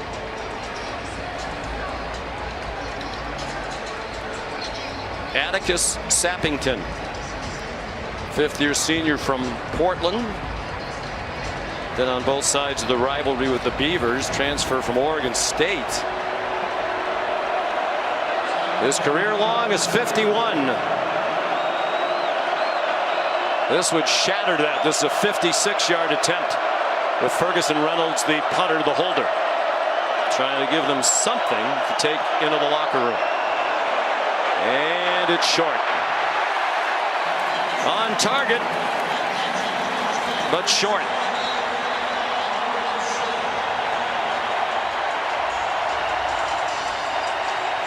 Mendoza 10 out of 11 for 110 and 3 touchdowns. In the Rose Bowl, he had more touchdown passes than incomplete passes. And he's doing it again. Here's Molly. Coach, how did your defense force crucial mistakes in that first half? Well, the one ball just slipped out of his hand, but we're getting to the quarterback. And anytime the quarterback gets hit, he's less effective. And we're whipping him up front. So up big. What's the message at the half? One play at a time, nothing. We got to win more battles than they win in the second half. We get the ball first. All right, thank you, Coach. Thank you. Sean. Thank Thanks, Molly. Coach Lanning, what do you got to do to cut into this deficit here in the second half? Well, it starts with protecting the quarterback and taking care of the ball. Two things we haven't done in the first half. We got to go out there and get a stop on defense. We start stacking those things together, we can create some momentum for ourselves. Thanks for the time. Appreciate it. Has to be a hopeless feeling. At the half, Indiana 35, Oregon 7. Wonder what the Miami Hurricanes are thinking right now. We'll send you the Mercedes-Benz halftime report after these messages.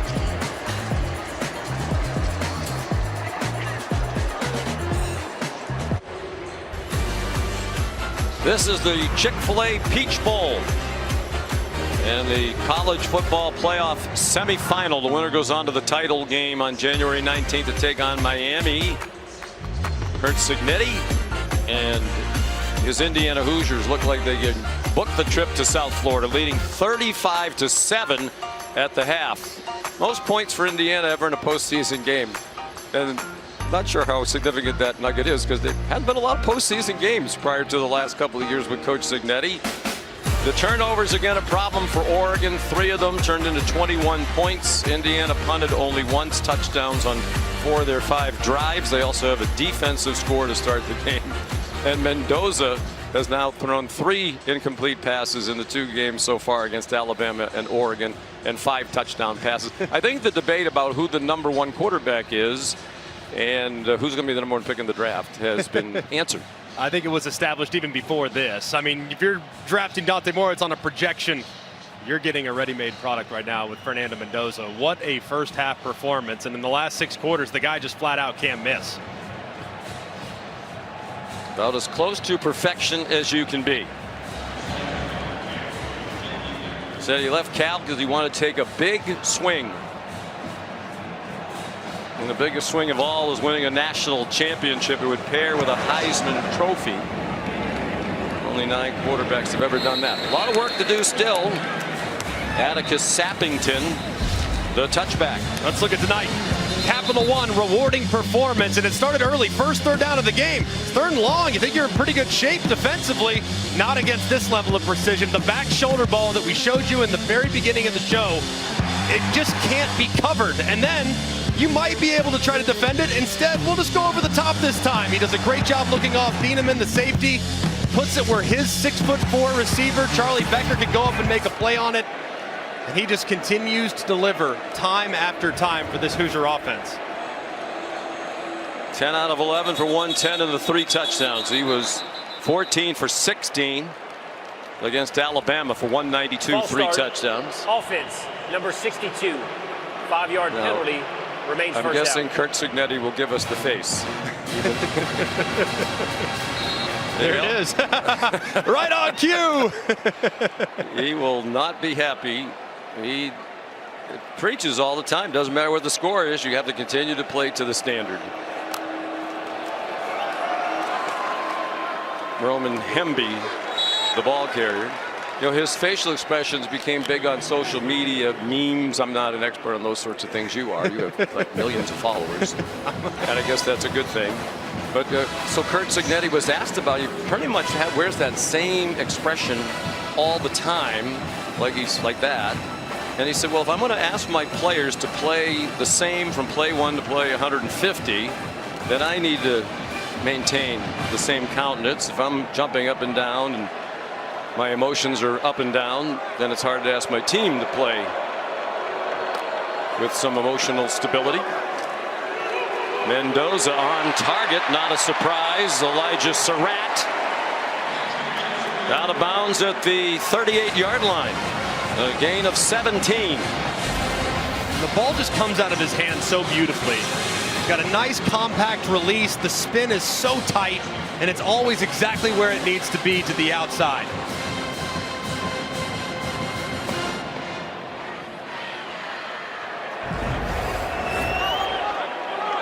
Five catches for 64 and a TD for Surratt.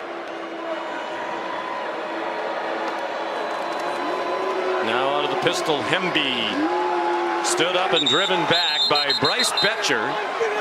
You know he's going to fight all the way to the end. From right there in Eugene, Oregon, grew up a huge Ducks fan. His parents had season tickets when he was a kid.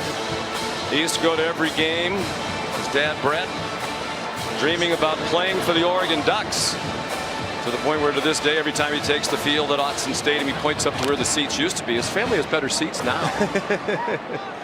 What a treat he's been to watch, too. And starting his career the way he did as a baseball player, walking on and becoming a tone setter as they transition to Big Ten, is amazing. Mendoza, far sideline, another perfect throw and a catch by Becker. Brandon Finney of the coverage, 12 more. Now we talk about the historical comparisons, the team for Mendoza. This does remind you a lot of Joe Burrow. It really does. What he did in 2019.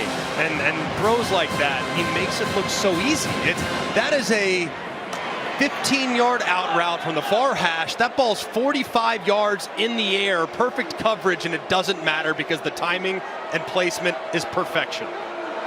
The receivers run great routes.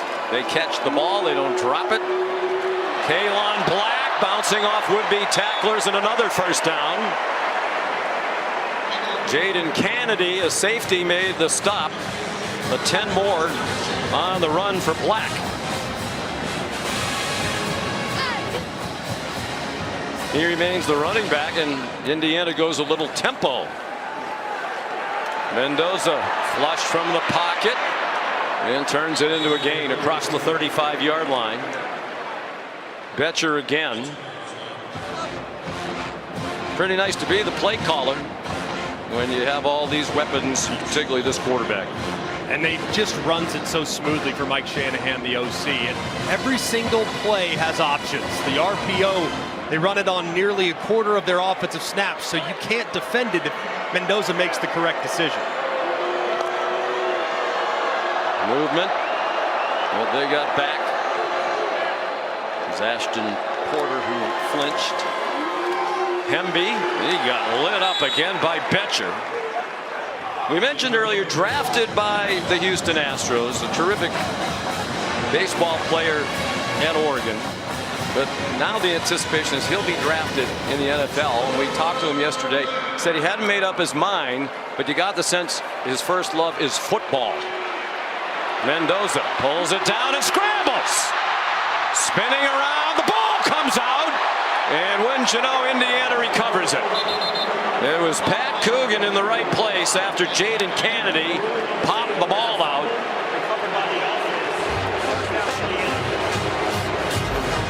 Well, we mentioned the mobility and just how sneaky it is this time. I thought he might split the safeties. I mean, he makes Washington miss. He's right through it, tries to spin out of it. It's a good job popping it out. But like always, Indiana does the little things. The offensive line at 310 plus pounds for Coogan. He's chasing the ball, and he's right there to recover the fumble.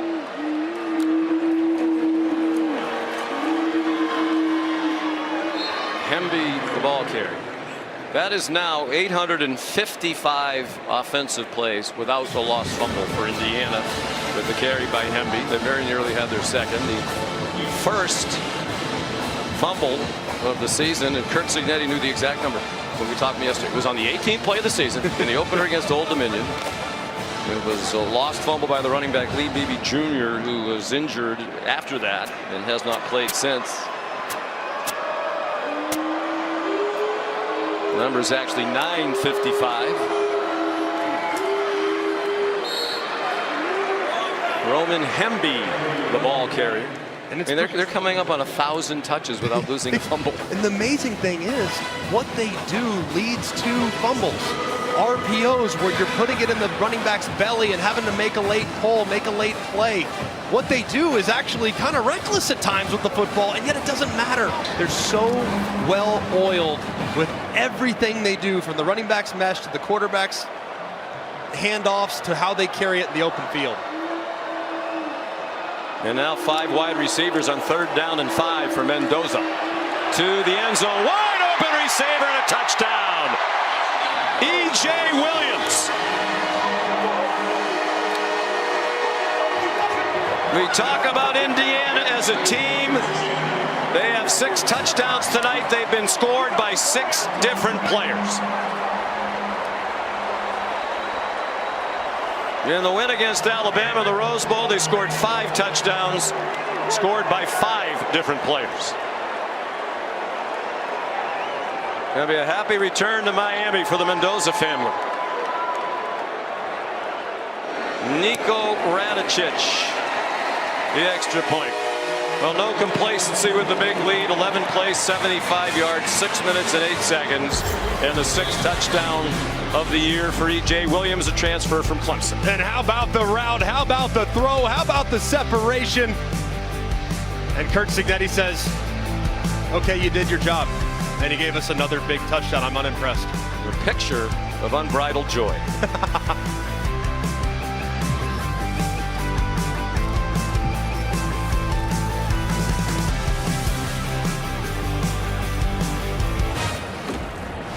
For 20 years, our friends at Allstate have celebrated every field goal and extra point made at participating universities by donating to the university's athletic scholarship fund, supporting all student athletes. Thank you to Allstate. That's getting a little pricey for Allstate, I would think, with as good as these field goal kickers are around college football now. You have to just move the upright in the way to stop them, apparently, last night. That was the only way to do it. And even when it hits, it might go in. What a weapon he is. Wasn't good enough for Ole Miss, but congratulations to Pete Golding, his staff, and players. The way they handled the situation over the last month was remarkable. It's a touchback. 42-7 Indiana, and I guess the question I would have for you now after looking at this, Charlie Becker getting rolled up on and limping off the field. When do you start taking some of your starters and key players out of the game? I think you play one more series with your defense, and then at that point you give way to the guys that are at the 2s and 3s, because you have to be at full strength, knowing the physicality that the national championship game will require. Meanwhile, an injury on the Oregon side. Hosea World, the left tackle, limped off late in the first half. Fox Crater, redshirt freshman, is in at left tackle. Here's Tierre Hill. One man to beat. He got slowed down enough that the Hoosiers run him down inside the 5-yard line. 71-yard run. Elijah Hardy and Amari Farrell saved the touchdown.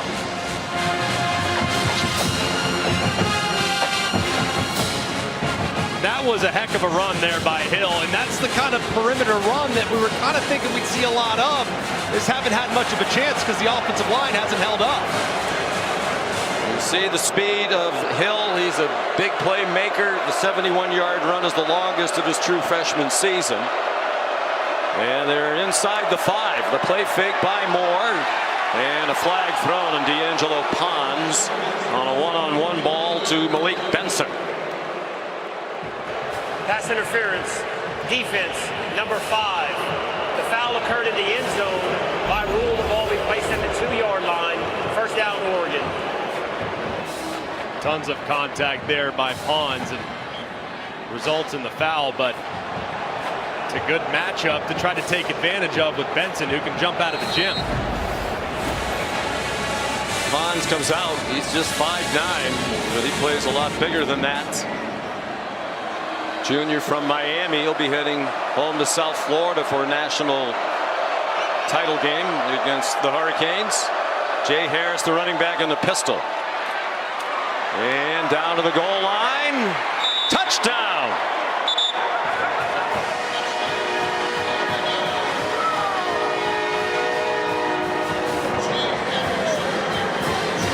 And they're going to go for 2.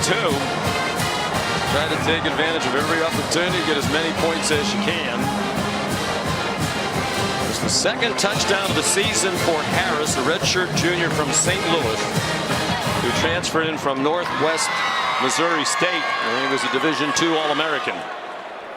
And this is likely going to be his last game at Oregon. He's in the transfer portal. 4 receivers to the right, the 3 widest in a bunch. Moore throws it to the other side. Single coverage. Jamari Johnson the catch for 2. And again, the size advantage there. He's 6'5" against the 5'9" D'Angelo Pons. 8 points for Oregon. Regardless of what happens in this game and the outcome, Dan Lane has got to be thrilled with the way his offense starts the second half. Creates a big play on the ground. A couple plays later, they pay it off. So a good response by that side of the ball for the Ducks. And they add the 2.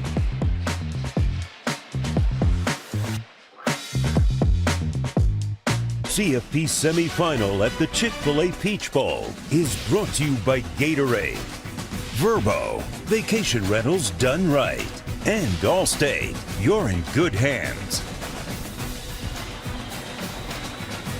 Fernando Mendoza hoping to play in the national championship game in his hometown of Miami. It certainly looks like that's going to happen. That's going to be a tough ticket, but if you want to attend, here's an idea. Playoff Premium, the official premium hospitality program. Suite and ticket packages include premier seating, all-inclusive hospitality, exclusive event access, and more. Visit playoffpremium.com to book today. How hard is that ticket going to be? Miami's playing in its home stadium. In Indiana, I have a feeling how many Indiana people do you think are here tonight? 50,000? A lot of these people are going to try to go down there. They're one of the largest alumni bases in the country. That is going to be a very tough ticket. Assuming Indiana wins, there's still more than a quarter and a half to play. The national championship trophy is here, presented by Dr. Pepper. Indiana has not won it, nor has Oregon. They've twice played in the championship game, the Ducks, in the playoff era. Miami's won it 5 times. It's been more than a couple of decades since they did. What a remarkable job Mario Cristobal has done at his alma mater. Program built on physicality, winning at the line of scrimmage on both sides, and that has been the formula, part of the formula, to get them to the title game. Kalon Black is a running back. He has a hole on the right side. Kalon Black. Can they tackle him with the 3rd try from behind? They do. Run down by Jaden Kennedy, who is slow to get up. It's a 62-yard run for Kalon Black, offense, but it'll come back on a hold. 10-yard penalty from the previous spot remains first down.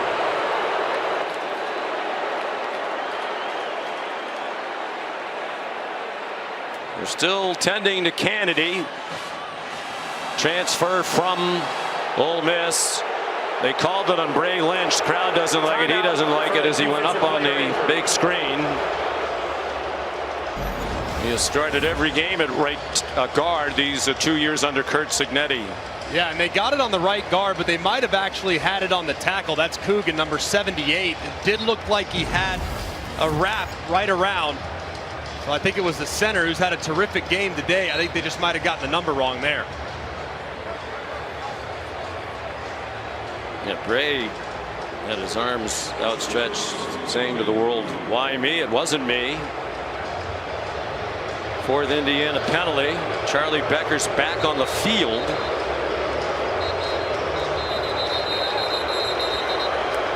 Please reset the game. Now there's a problem with the clock. 7 minutes, 36 seconds, and the play clock to 40. The game clock and the play clock will start on my signal.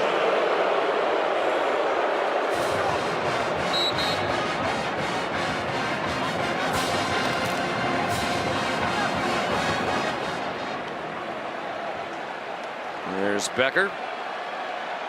Hoosier Nation can breathe a sigh of relief that he's all right. Now it's Hemby. He got wrestled down by Jericho Johnson in the middle of that defensive line. A gain of 3. Fans still booing. But what a ride it has been for this fan base. When Kurt Cignetti arrived, he immediately made it his mission to stir up some interest. Memorable quote, "I win, Google me." Went to the basketball game and talked about how their biggest rival and some of the other teams in the league are not very good. We cleaned up the language, but they've backed it up. Mendoza over the middle.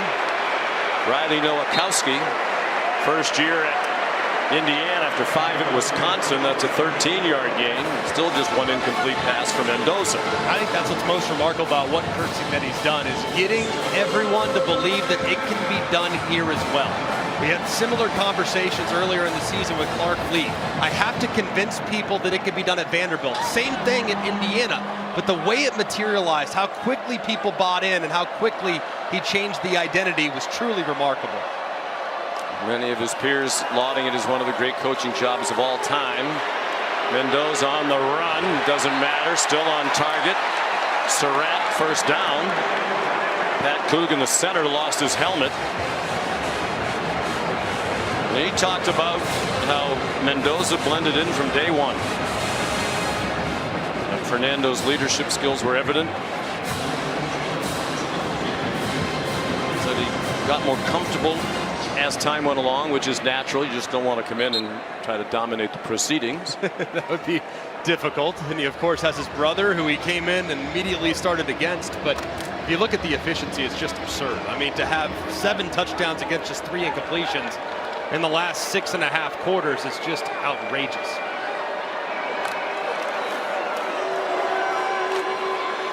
Roman Hemby, the ball carrier.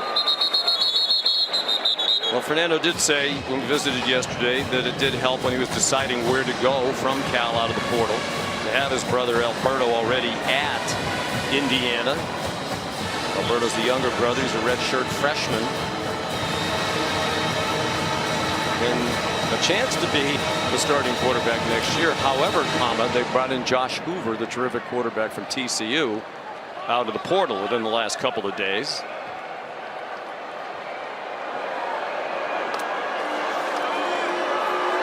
Here's Kalon Black again. We talked to Curt Cignetti yesterday. He wasn't in a great mood. And he said Monday was a terrible day. I had to deal with the portal. He said, I have guys who are mad that we brought in players at their position from the portal. He told, I asked him, was Alberto Mendoza one of the guys who was a little upset because you brought in players from the portal? He said, well, everybody here should want to stay and compete for their job. You know, you just don't be guaranteed a job next season. But Mendoza would have to fight for Hoover, likely to be the backup again. Fernando, incomplete pass. Time to put in the younger brother. That's it. But how about Fernando, his brother's biggest fan? He said, yeah, I think my brother's going to be the best quarterback in the country next year. Pretty amazing. And he said, I'll stand on all 10 toes. Verbatim. That's exactly what he said. And his belief in what his younger brother could do. Now, different skill set. A little bit more mobility, a little bit more of a runner first, but is developing as a passer. And I think if you ask Cignetti, yes, while Josh Hoover was a highly profile transfer in from TCU, nothing's guaranteed in Bloomington. You got to go earn that job, and Mendoza 100%. Will get his chance. You might see Alberto tonight. He got in late against Alabama. Mitch McCarthy. Of course. Second punt of the night, hits at the 5 and stops. And it's Charlie Becker still out there on special teams to down it. A 49-yard punt. They continue to do everything well. 42-10, the undefeated Hoosiers. A 42-15, excuse me, with 4:10 to go in the third quarter of the Chick-fil-A Peach Bowl. Sports and fitness projects. For more information, go to CFP-foundation.org. Great program. Jay Harris is the running back. The Ducks scored on their last drive. Jay Harris stopped after a gain of 3. If you joined us late, the Ducks have played all night without their 2 leading rushers. It's remarkable how much their situation changed since the win against Texas Tech. Jordan Davison broke his clavicle in that game. The freshman who rushed for 667 yards and a team-high 15 rushing touchdowns. And Noah Whittington, their leading rusher for the season, with 829 yards, has not had a touch tonight with turf toe and has been on the field sparingly. What a disappointment that is, too. Those guys all season long are just electric. Both running backs incredibly gifted, and just to not have them available tonight took the wind out of the sails before they even really had much of a chance. Out of the pistol with De'Aaron Hill with a 71-yard run on the touchdown drive of the last possession. He got stood up and driven back by Elijah Hardy, transfer from Navy. Flag down on the play.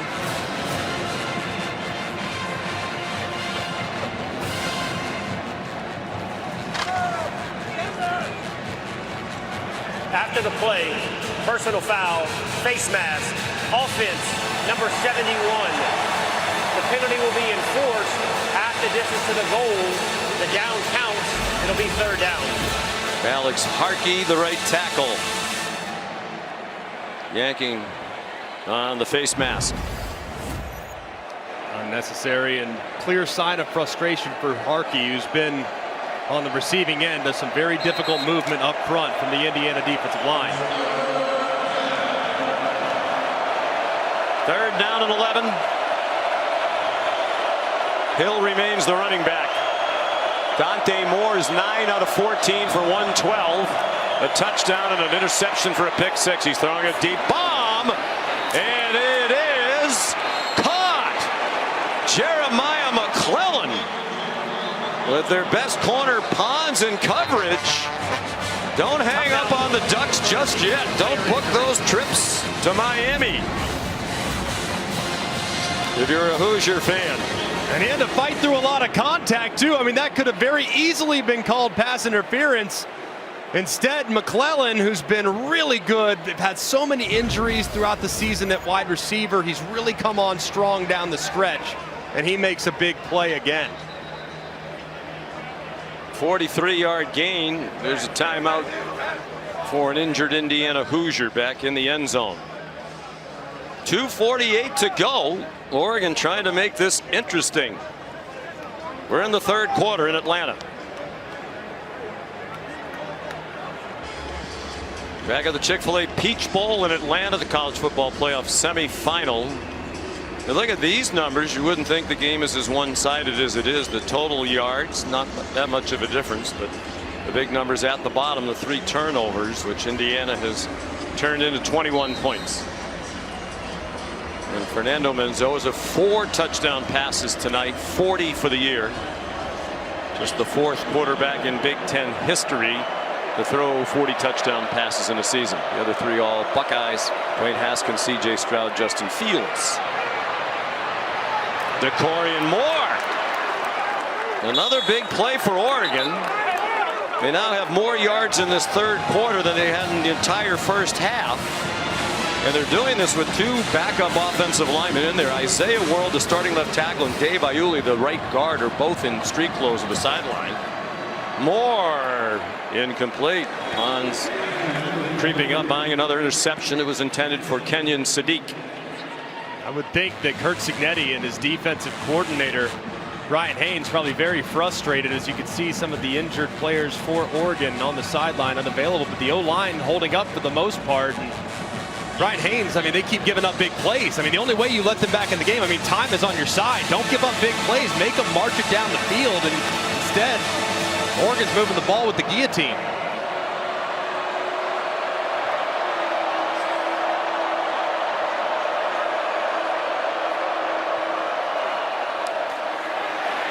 Harris, dropped by Mario Landino.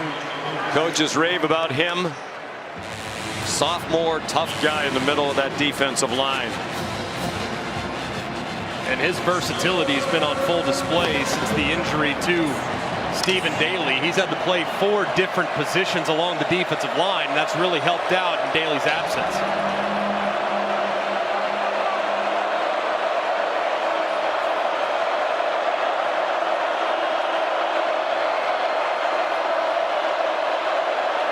Oregon's 5 out of 7 on third down. Both teams have been outstanding on third down tonight, in contrast to the regular season meeting.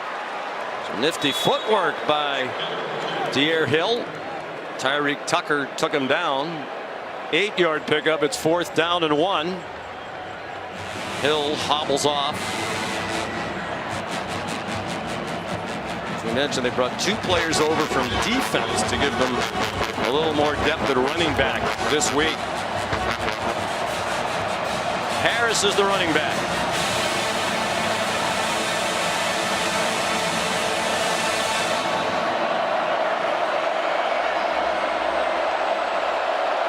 Final 44 seconds of the third quarter.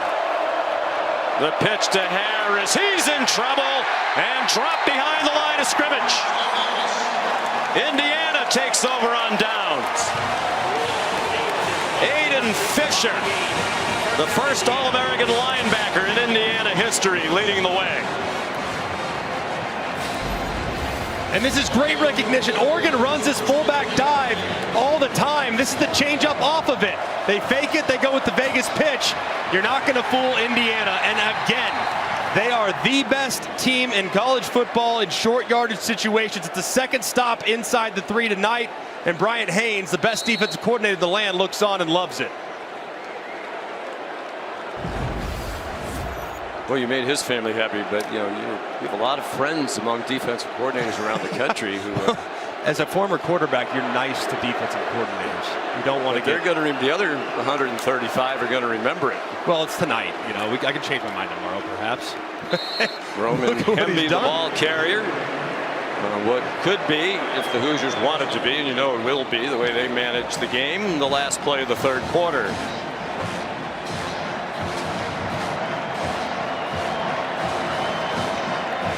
One quarter away from a trip to Miami and a date with the Hurricanes on their home field in Hard Rock Stadium. End of 3 quarters here in Mercedes-Benz Stadium in Atlanta. Indiana 42, Oregon 15.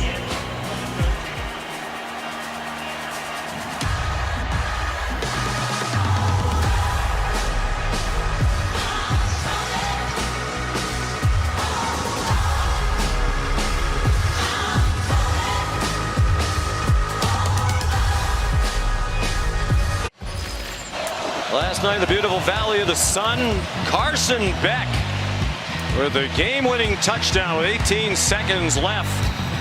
His first rushing touchdown since the 3rd game of the season. Leads Miami into the final on its home field. What a game that was last night. 6 lead changes in the game, most in college football history. 4 of them in the 4th quarter. Valiant effort by both teams.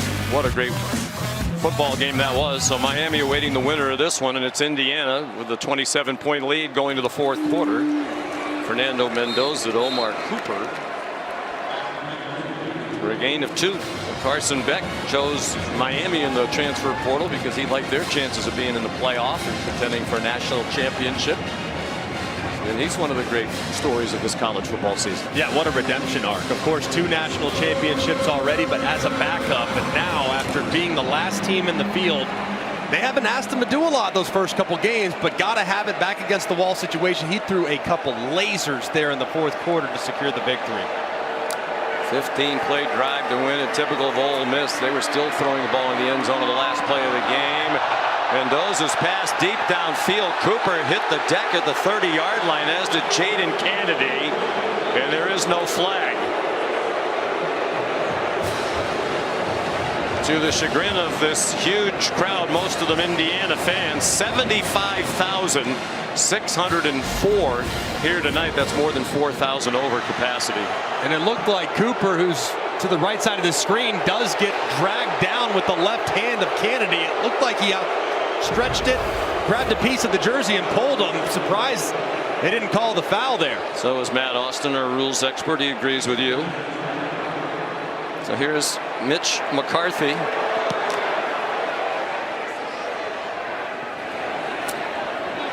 And it's a return from Malik Benson. He brought one back 85 for a touchdown against USC. There's a flag down on the return, a 43-yard punt from McCarthy.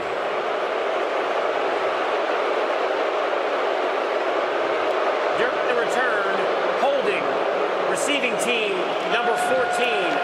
The 10-yard penalty will be enforced from the spot of the foul. First down. Naeem Offord called for the penalty.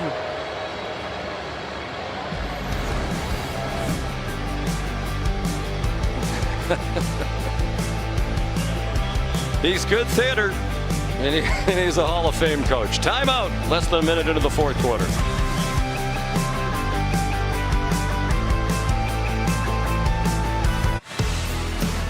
Well, not far from Mercedes-Benz Stadium is the Chick-fil-A College Football Hall of Fame here in Atlanta. It was an emotional day for Curt Cignetti yesterday on his way to the press conference with Dan Lanning. He stopped by the Hall of Fame to spend time at the plaque honoring his dad, Frank Cignetti Sr., who was inducted into the College Football Hall of Fame in 2013.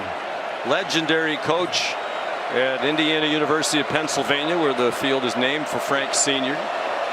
Won 199 games in his college football career. Kenyon Sadiq, the catch and the tackle. And Curt Cignetti, greatly influenced by his dad. I had the great honor of meeting Frank Sr. Did one of the national championship games when he was the coach at IUP. A lot different than his father, you know, his son, Curt. Charismatic, you know, kind of guy who Curt takes over a room, but kind of in a different way. Curt compared his dad to John Wayne or Clint Eastwood. Yeah, and I know his dad's so proud of him. And like you said earlier in the show, knowing at a young age he wanted to follow in his dad's footsteps and impact young men and put together a program that's remarkable. He almost lost his dad. Frank Cignetti was the successor to Bobby Bowden at West Virginia in the 1970s when Bobby left to go to Florida State. Over the middle more with Pons coming on a cornerback blitz. Twice Frank Cignetti Sr. was led the last rites. He lived after being hospitalized for more than a month. Wound up at IUP, where he said he became a legend and a Hall of Famer. Curt had never been to the Hall of Fame to see his dad's plaque because when his dad went in, he was coaching and could not be here for the induction. So he was looking forward to that yesterday. So cool. And to think, too, to go back and start your head coaching career at a place that brings back such fond memories for your family is remarkable. James Ferguson Reynolds to punt. And the tip of the cap as well to Frank Cignetti Jr., longtime NFL and college coach. Was a coordinator in both the NFL and college levels, and a wonderful human being as well.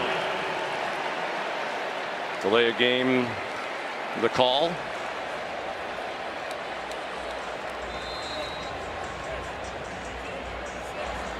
They were the losingest program in college football history when he took over. 713 losses.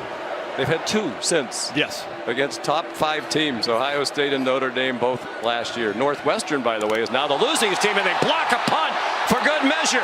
Daniel Ndukwe, what a night he's had. His first 2 career sacks, and now a block punt, which was fielded by Caden Turner.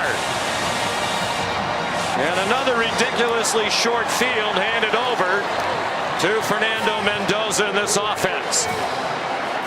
They'll start inside the 7-yard line. Just amazing. Completely relentless. And when you put those 4s up in the air in the 4th quarter, it's a reminder that you still have 15 minutes to go and you do not let up on the accelerator. Get the stop on defense, come after a punt, get a piece of it, and put the game on ice here in just a couple yards. What could he possibly be not pleased about? They didn't score on the punt block return. That's probably it. And I don't think he would have cracked a smile then. Well, it's all 3 phases. Special teams moving to the forefront with that block punt. Roman Hemby down to the 5-yard line.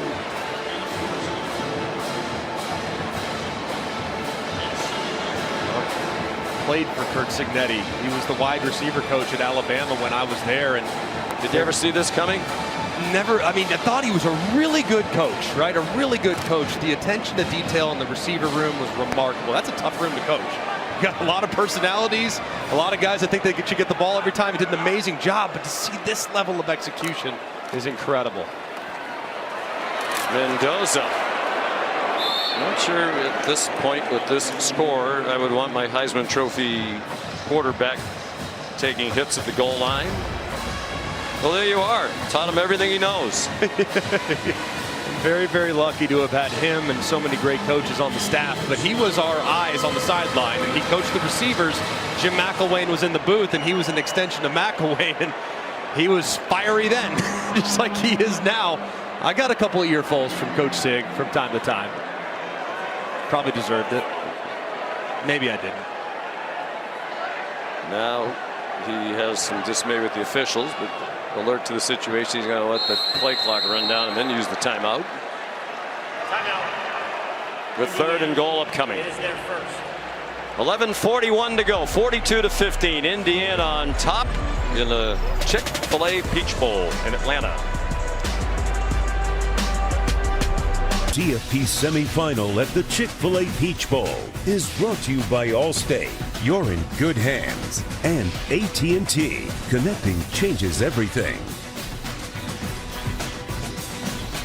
Talks about as glum as they can be. And understandably so. I think Dan Lanning won't care if he ever coaches in this building again. His Oregon head coaching debut is in the opener here against Georgia, the team he had just left as defensive coordinator, become the head coach in Eugene. Oregon gave up touchdowns on the first 7 Georgia drives of the game. That one ended 49-3. And now tonight it's 42-15. What a coach he is. He has it rolling at Oregon, and that is going to continue. There's 3rd down and goal. Indiana. Kalon Black, the running back. Mendoza fires, back line of the end zone, touchdown. Elijah Surratt.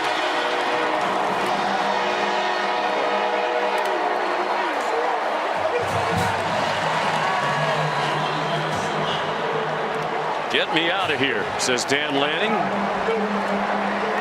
And Surratt, the first multiple touchdown scorer in this game, now with 2.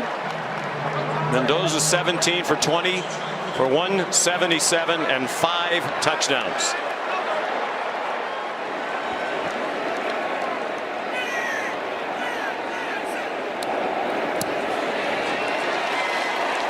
The extra point's good by Niko Radicic, the Texan. His parents from Croatia, and he lived there for a while as a child. The AT&T Connected Cam shows just an absolute seed right in the back of the end zone. They cover number 1. They cover number 2. You still have to deal with number 3, and that's Surratt in the back of the end zone. Another look here from the AT&T Connected Cam. Just perfect placement, understanding where he's at. Gets 2 in, no problem. And another touchdown for the Hoosiers.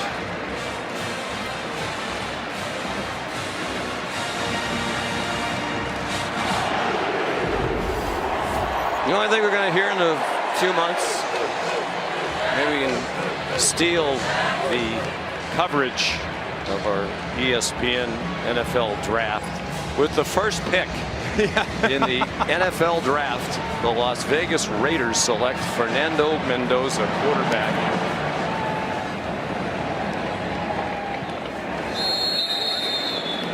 And speaking of greatness and greatness on display, we're lucky enough here on our crew, the K Crew, to be with greatness every week. This is Sean McDonough. I think he is one of the greatest voices of his generation. He was recently awarded with the 2025 National Sports Media Award with the Sportscaster of the Year, buddy. There's no one that's more deserving, and we're so proud of you for bringing that thing home. Brian Wright, our producer, told me you're going on camera to talk about Fernando Mendoza, so really appreciate that. Yeah. Tremendous honor comes from your peers. There's so many great sports broadcasters around the country and so many greats who have won it. Thank you, Greg. I appreciate that. It really is a team award. We have a terrific team here, and this will be our last telecast of the season. It's always a joy to be with you and all the members of our crew. So what a blessing. You know, even in a game like this that's a little bit one-sided, and Indiana was on the other side of that for a while last year before they scored late against Notre Dame.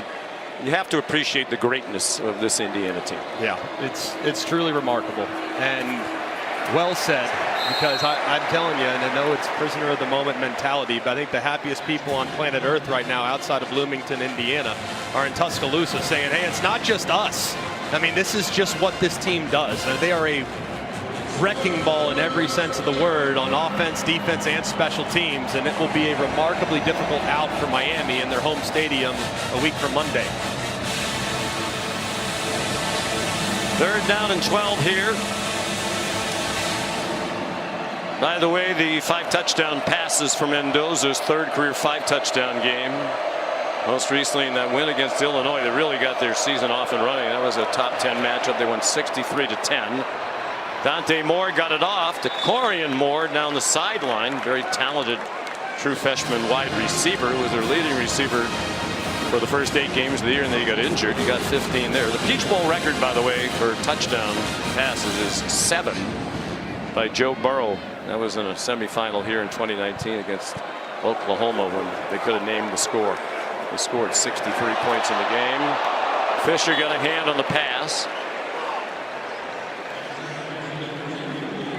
Doesn't this Indiana team feel a little bit like that LSU team, though, with the level of dominance? I know the star, yes, they do. The star power, maybe there's not as many first overall picks, but the level of dominance across the board, along the O-line, wide receiver, they have so many different ways to beat you, and that's exactly what Joe Burrow's 2019 team felt like. Yeah, that's the greatest season by a quarterback that I've seen in college football, maybe the greatest that there's ever been. But what Mendoza's doing now invites the comparisons for sure. Moore, the play fake, he's on target to Kenyon Sadiq across midfield and scampers out of bounds. Joe Burrow's the last quarterback to win the Heisman Trophy and the national championship in the same year in that 2019 season. 9 quarterbacks have done that. The last player to do it, Devontae Smith of Alabama, the wide receiver in 2020. 9.5 to go. Dante Moore pressured by Isaiah Jones, and the ball got deflected and fluttered out of bounds.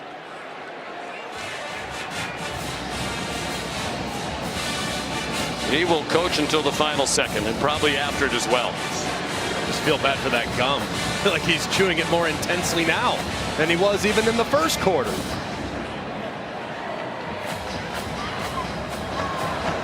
Well, it's a remarkable turnaround, and not to diminish at all what they've done. Obviously easier in this era of college football.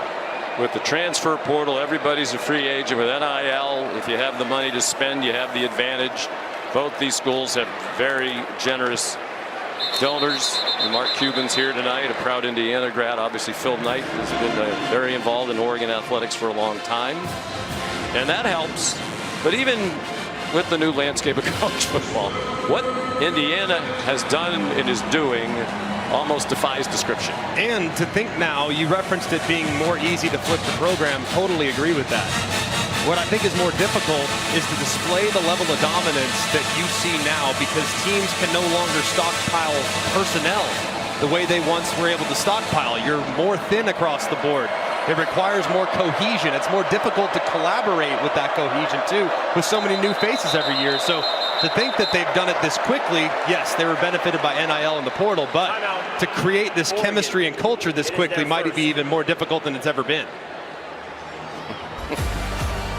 8:35 to go for Aiden Fisher and the Hoosiers in their 49-15 lead in the college football playoff semifinal of the Chick-fil-A Peach Bowl.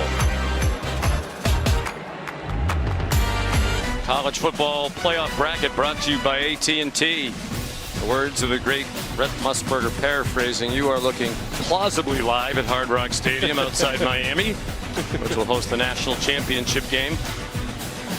A week from Monday, January 19th, 7:30 here on ESPN. Miami playing its home stadium against the winner of this game, almost certainly to be the Indiana Hoosiers. As a matter of fact, ESPN News is projecting Indiana will be the winner of this game. Dante Moore, back shoulder throw. Intended for DeCorian Moore. 5-star recruit out of Duncanville, Texas. Devin Boykin had the coverage.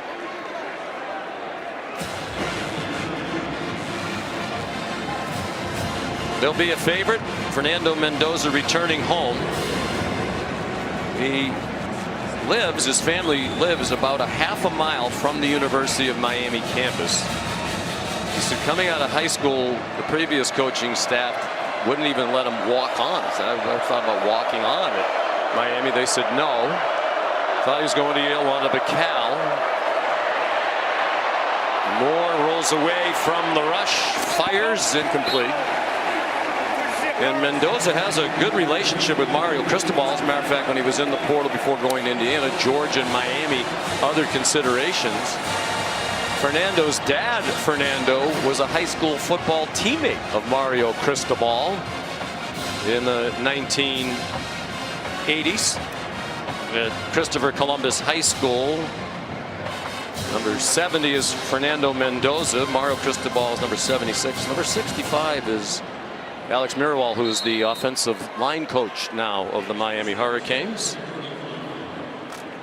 Pretty cool to think that Mendoza, and what a story, and the way it finishes, and the possibility to go home and win it in your hometown. I can't even imagine the emotions. Well, it'll be a magical ending to a remarkable season. Kobe Martin runs out of bounds. And credit to all these Hoosiers, when you ask them, did you think this was possible? They all said no. Mendoza, I'm going to go there. I'm going to win the Heisman. We're going to be undefeated. We're going to be number one. We're going to play the national championship game in my hometown. We talked to a couple of those guys, including D'Angelo Pons yesterday, who came over from James Madison last year, prior to last year. We said, well, what did Cignetti say to you? What did you expect? He said, well, we knew Indiana would get better because that's what Sig does. So he said, my dad, when I was in the portal, asked Cignetti, so you think they're going to be okay? You think you're going to go to a bowl game next year? And Cignetti gave him the Cignetti face and said, bowl game, and we're going to do much better than that. And as usual, he was right. Kobe Martin, the redshirt freshman from Fishers, Indiana. 25, that might have been a touchdown. The most amazing thing too is Cignetti's ability to recognize players with specific traits. Pons is a great example. Many programs would look at a corner that's 5'9" and say, I don't know. And there's his father, Angelo Pons, who's what a young man D'Angelo is, by the way, just so competitive. From a great high school teammate of Jeremiah Smith. Never felt like he would lose a battle against Jeremiah, but identifying guys with key traits and competitiveness and buy-in. It's remarkable. Well, it's interesting. I never heard this in a meeting. We're talking about identifying prospects, whether it's high school players or in the portal, where Cignetti has excelled. And he talked to you, and you thought it must be an Alabama thing about, well, he has good ankle flexibility. Right, yeah. Hip, ankle, knee flexibility. Is that a Nick Saban thing? That's it. If you can do that, if you have fluidity in your body, in your lower half in particular, that translates to the field really well. So that's a high premium, but what is not is length. For example, D'Angelo Pons at 5'9". Who cares? How does he compete? Most ankle schools, flexibility. Yes, that's exactly what it is. It has to be that, nothing else. But most schools would say, I don't know, he's a little too short. Doesn't matter. He can play. Production over potential. Here's Kobe Martin. He had 2 100-yard games this season as their number 3 running back. I think you have a lot of people around America now looking into their personal trainers or going to their gym and thinking, I'm going to start working on my ankle flexibility. Does it help golf? I think you might want to be strong in the ankles in golf. I don't know. Not good. So, not sure I have the answer for you. He's a character. Would quirky be a fair description? I think mean so. that in a complimentary way. Yeah. He marches to the beat of his own drum. Kalon Black, big haul. Kalon Black, touchdown!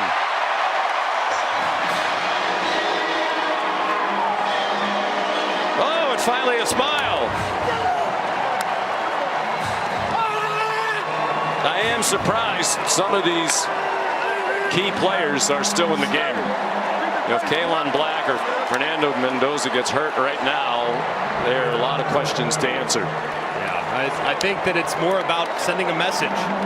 That's really it. You're sending a message to your team that you play for 60 minutes. The score does not matter. It does not impact your approach to each individual snap. That's the process. That's process-oriented thinking. And that's the message you send by keeping those guys in the game. Radicic, the extra point. Kalon Black, another who came over from James Madison. He has scored 2, but the night belongs to Mendoza. Time for the protection spotlight presented by Prudential, and it's the touchdown passes. 5 of them, 4 different wide receivers, back shoulders, short throws, deep balls, double moves. It didn't matter. He did it all. and was so accurate and decisive throughout the day. He continues to play with a ridiculous hot hand.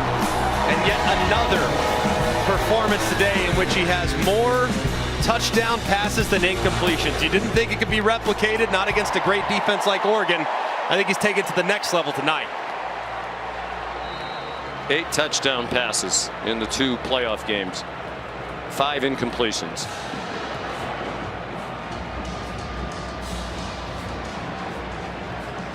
You know, and he said yesterday, he has a great sense of humor too.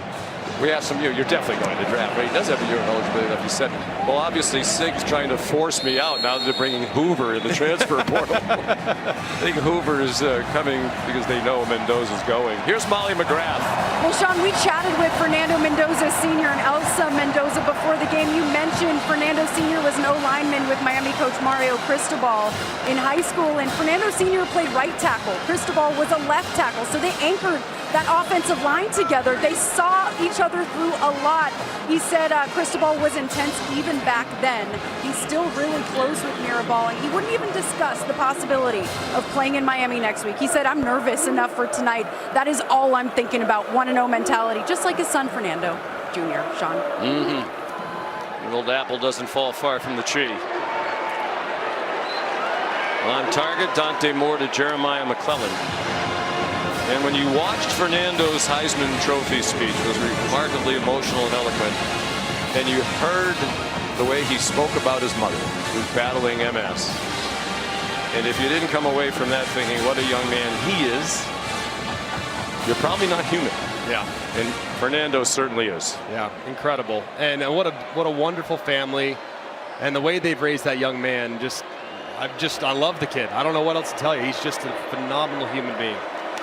And won over his teammates and coaches almost immediately. Moore under pressure throws it away. Molly? Well, Sean, Elsa Mendoza said before the game this year has been absolutely surreal. She said when she looks at Fernando, she sees who he was as a 2-year-old, and now she looks around this stadium and everyone's wearing his jersey. There are flags with his face on it. She said she cannot believe that that's her baby boy. And remember, she played tennis at Miami and said Fernando was playing in his hometown is one of those full circle moments that she has prayed for. And the prayers are answered.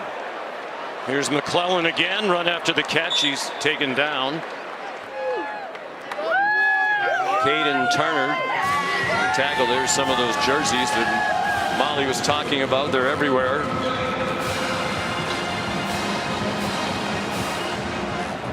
He's so good, man. I mean, he's so good. It's just absurd. And big hug from his center, Pat Coogan. And he, looking like, based on the handshake performed by him and his brother, next time Indiana gets the ball, he'll give way to Alberto. Jay Harris, the running back, in trouble on 3rd down and 1. Did well to get to the line to gain and a 1st down. And he'll have a night to remember for the rest of his life, but I'm sure he would have liked to remain the understudy. Not sure the result would have been different, but I'm reasonably certain, Greg, Dan Lanning's team would have been more competitive with Jordan Davis and Noah Whittington tonight. There's no doubt. And this is so disappointing after what was a tremendous 13-1 season for Dan Lanning. To have comparable disappointment to the experience you had last year in the Rose Bowl, to get blown out against an in-conference foe, it's really, really disappointing. Dante Moore. We talk about spinning this forward. He told us earlier in the week, he wasn't sure about if he's going to come back to school or not. A lot of the NFL types, including Mel Kiper, has maybe he's a top 2 pick. After tonight, I would think if he's thinking about coming back may be a good idea. There's more to do.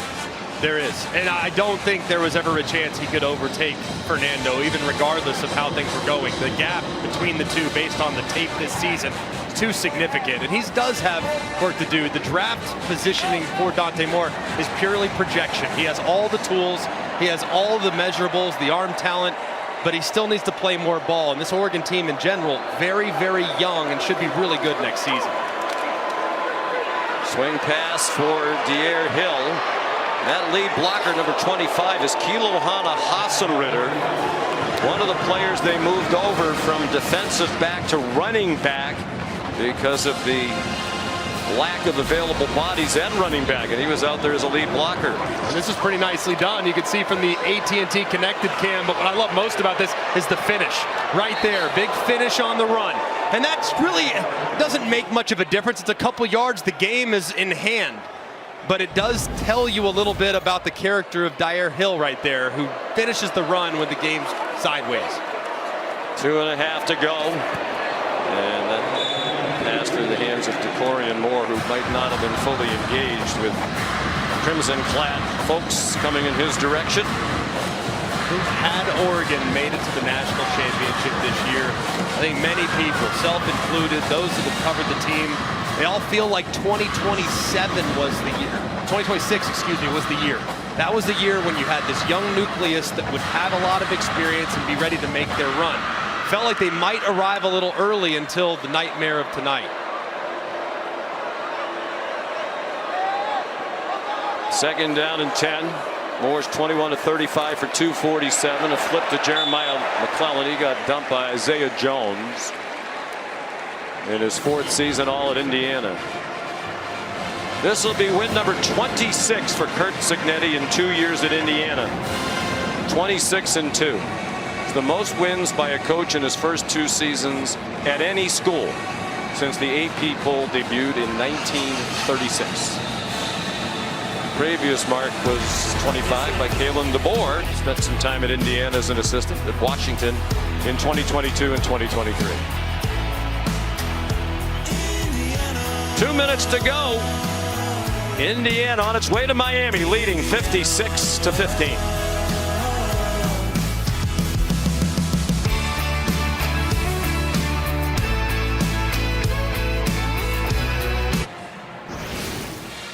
Coming up on the Ram Trucks post game, we will have the live trophy presentation. Fernando Mendoza is going to stop by to join us. We'll hear from both coaches involved. And fellas, it's been quite a performance. We'll get it back up to the National Sportscaster of the Year, my friend Sean McDonough. How about it? Thank you, Scotty. Scott's high maintenance. A lot of people down there. You need all those people. It's an entourage. A little 15-second on camera. We do have plenty of help up here as well. Timeout, Oregon. Oregon calls a timeout out of the 2-minute stoppage.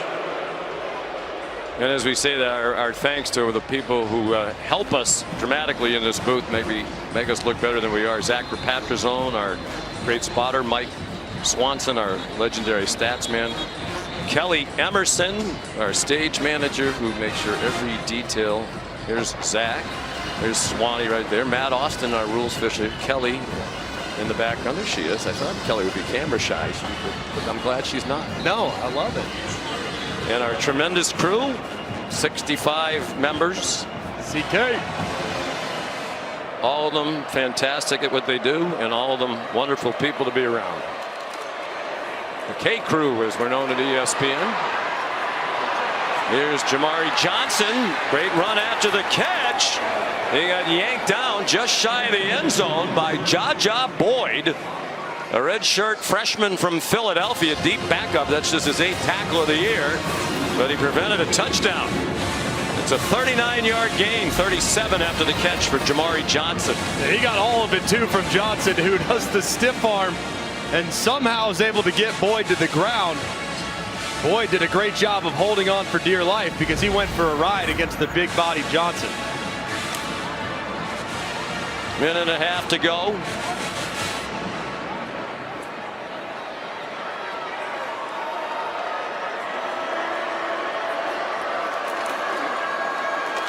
Jay Harris.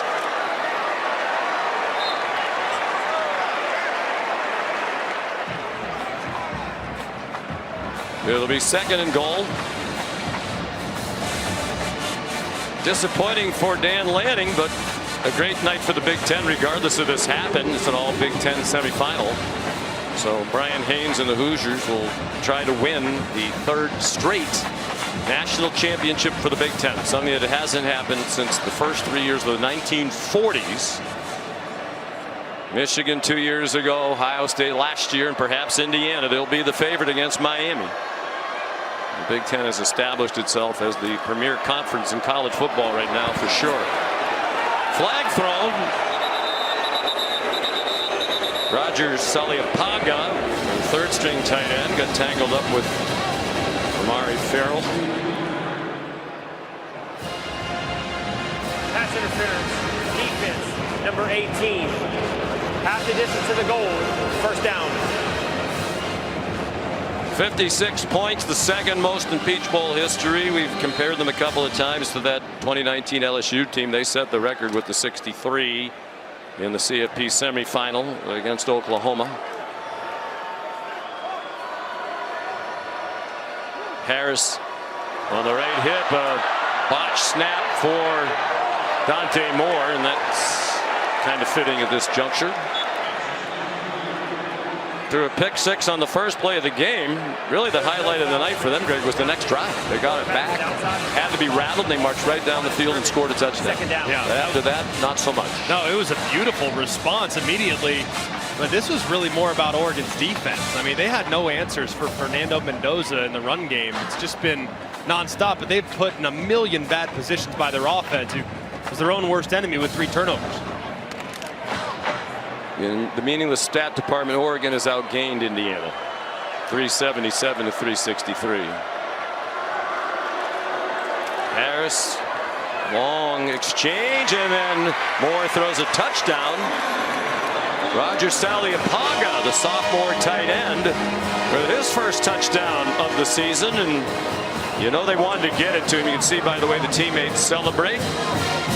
It's a highlight for him, even on a very disappointing night for his team. Tried on that first one on a jump ball to the right-hand side. They find him, and it's cool always to see the reaction. A guy that finds pay dirt for the first time and see the reaction of the teammates all around him. No shame being the third string tight end on that team. The two that are ahead of him.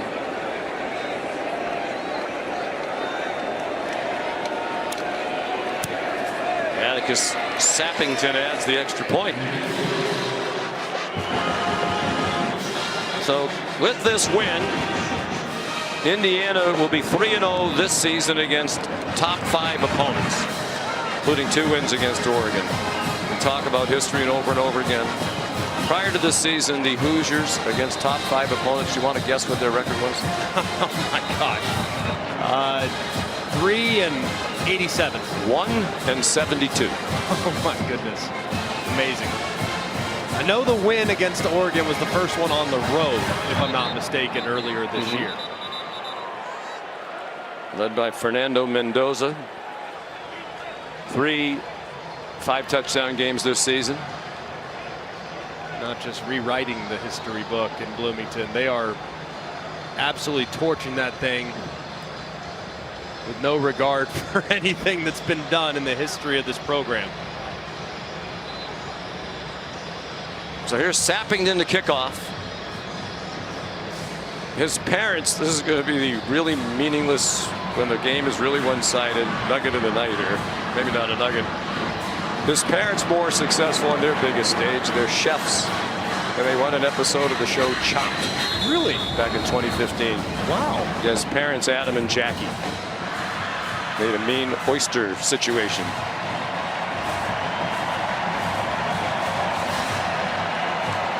And you know the immediate message is going to be more work to be done, right?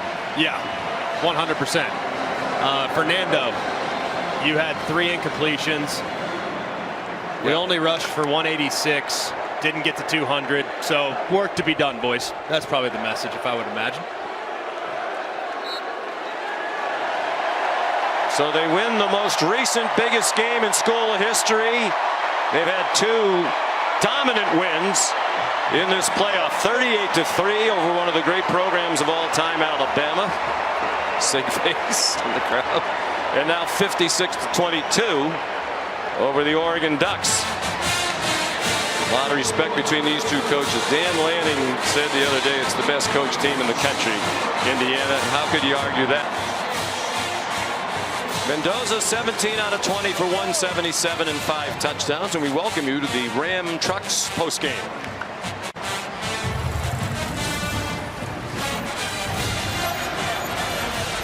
And Molly McGrath is with Kurt Signetti. Coach Signetti, the Indiana Hoosiers are headed to the national championship game. How does that sound to you? That sounds good. It means we got it done today. Now we got to get ready for one more. What made this program's turnaround possible? People, people, blueprint, plan. You get the right people on the bus, and they prepare the right way, and you got to process anything's possible. How has your quarterback Fernando Mendoza been at his best during this playoff run? I thought he was great tonight, incredible. Can't say enough about him. Keeps improving, made a lot of plays. Your defense set the tone on the first play of the game with that pick six. What did you like about their performance? Well, I thought we did really well, and then, we got a couple guys nicked, and it got a little sloppy at times in the second half. And we're thinning some spots, to be quite honest with you, right now. But we created turnovers, which led to points, hit the quarterback a lot, and a great team win. What will it take to win one more? Well, give the guys a couple days off. Everybody will be off tomorrow. Figure out how we're going to go about that. I think it's a 10-day week. Have a great week of preparation and put it on the field. Coach, I know you're thinking about the next game, but when will you stop and appreciate how special and how historic all of this has been? I'm really not thinking about the next game. I'm thinking about cracking open a beer. All right, well, go celebrate with your family. Congrats. Enjoy that beer, Coach. Thanks. All right, let's go to Katie George now. Thanks, Sean.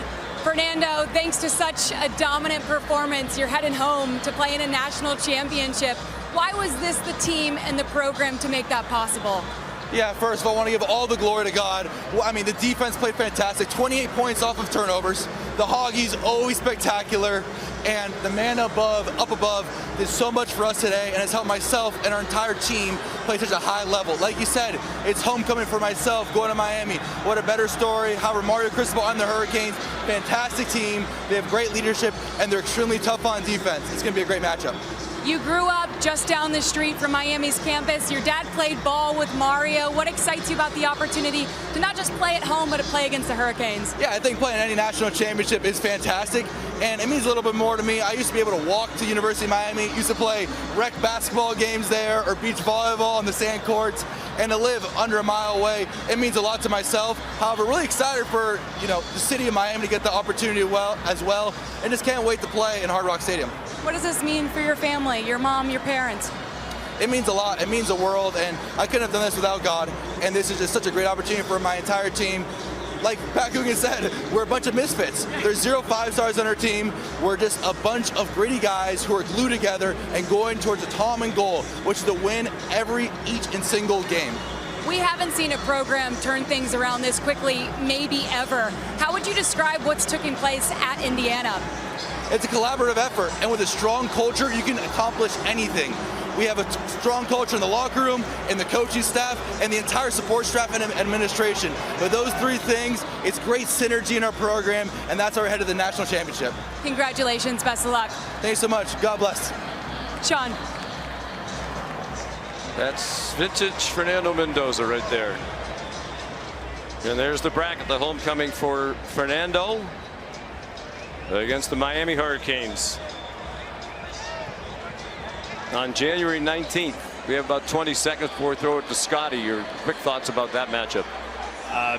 Miami better be ready to roll, because this Indiana team, they're about as complete and as dominant as I've seen in some time in college football. Final score in this college football semifinal: Indiana 56 and Oregon 22. Here's Scott Van Pelt. Sean, Greg, thank you so much. Coming up on the Ram Trucks post game, we will have the live trophy presentation down here on the field. Fernando Mendoza will visit with me as well. We'll bring in the perspective as well from the Oregon side of things, just not their night. Reese Davis will be with me when we begin, and all of that and the highlight of an absolutely thorough and dominating performance by the Hoosiers as they welcome a chance to take on Miami in the title game right around the corner. All that and more after this short break. The Ram Trucks postgame is presented by Ram Trucks, official sponsor of the College Football Playoff. Nothing stops Ram.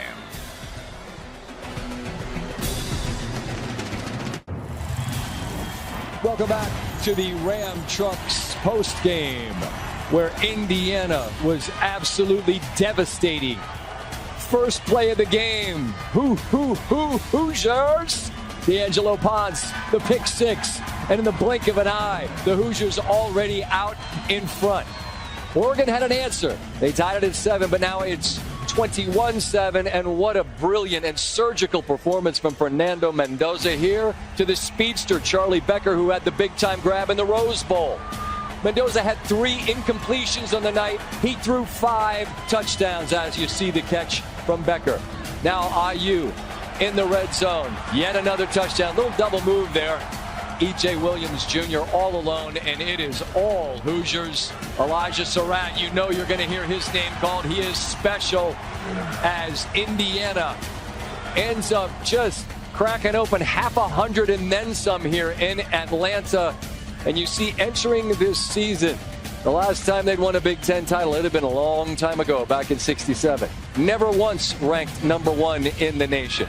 Never once had a Heisman Trophy winner. They have checked all of the boxes. All that is left to do is to grab the hardware and be national title winners. To do that, they will need to beat Miami on Miami's home field.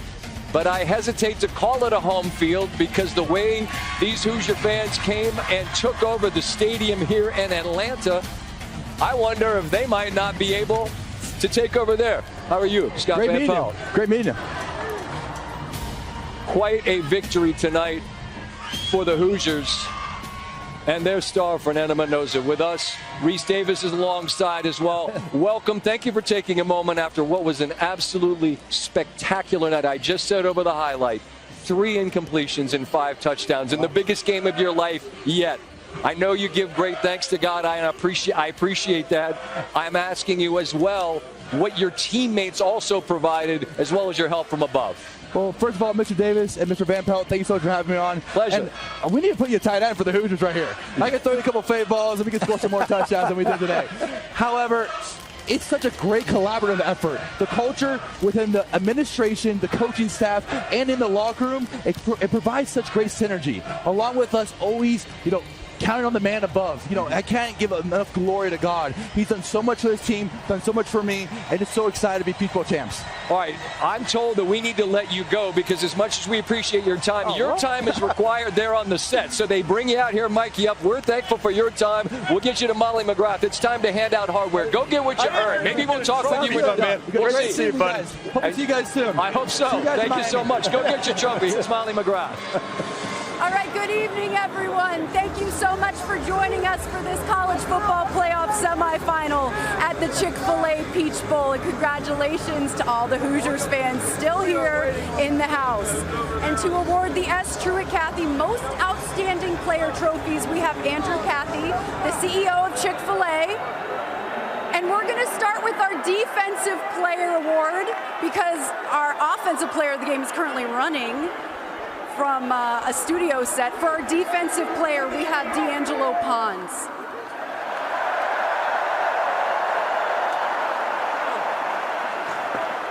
D'Angelo, you started this game with the pick six on the very first play. How did that kind of set the tone for the dominance of this win? It was just an amazing feeling just to get in the end zone, see the fans out here. I feel like it's a home game, man. It's just amazing feeling.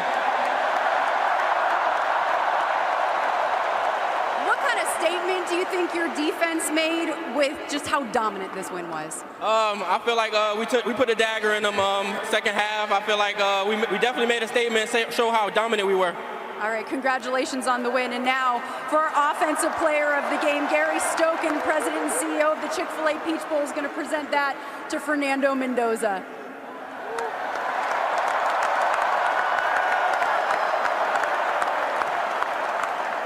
Fernando, standing here up on the stage, looking out, seeing all these Hoosier fans cheering for you and knowing that you are going to be playing in a national championship game next week. What is going through you right now? Shout out Hoosier Nation for being here. This is a huge home field advantage. That's why we had such a great victory today, because of you, Hoosier Nation. Thank you guys so much. We're so excited for the opportunity to go down to Miami, play in the national championship against a great team, the Hurricanes. Hoosier Nation, we need you all there. We need you all there so we could go and compete in the national champ. I'm sure you'll have a lot of fans there supporting you as you play in your hometown against your hometown team. You couldn't have written a more full circle moment than that. What will all of that be like for you? Yeah, we have a ton of guys on the team from Miami. D'Angelo's one of them. So many great players. We're going back to the 305. It's going to be a great opportunity to play a national championship. This is what every little kid dreams of. We're going to go to the national championship and compete our butt off. Why do you think this team has a chance to win that trophy? Just because of the synergy we have. We have such great synergy, whether it's a coaching staff, offense, or defense. We all play such collaborative football with each other. It's just a special unit of guys. All right, congratulations. We'll see you in Miami. And finally, to present the Chick-fil-A Peach Bowl's George P. Crumbly Championship Trophy, here is their chairman, Percy Vaughn.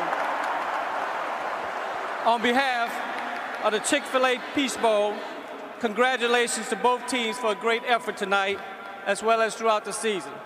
I am pleased to present the Chick-fil-A Peach Bowl Trophy to Coach Zanetti and the Indiana Hoosiers. Coach.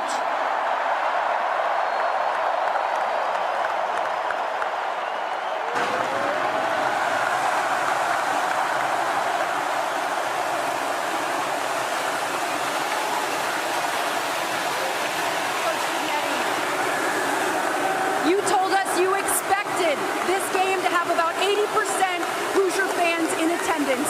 What has all of this support meant to your team? Well, there's nothing like having a home semifinal game.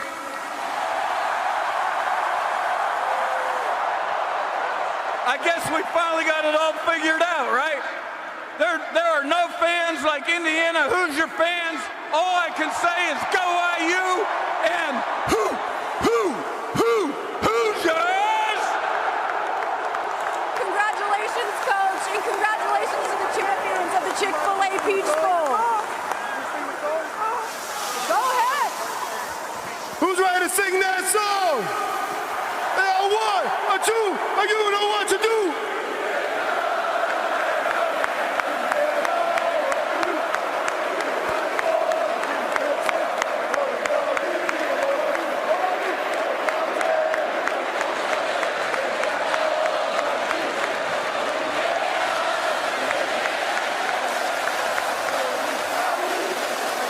Congratulations to the Indiana Hoosiers. We will see you in Miami for the national championship game.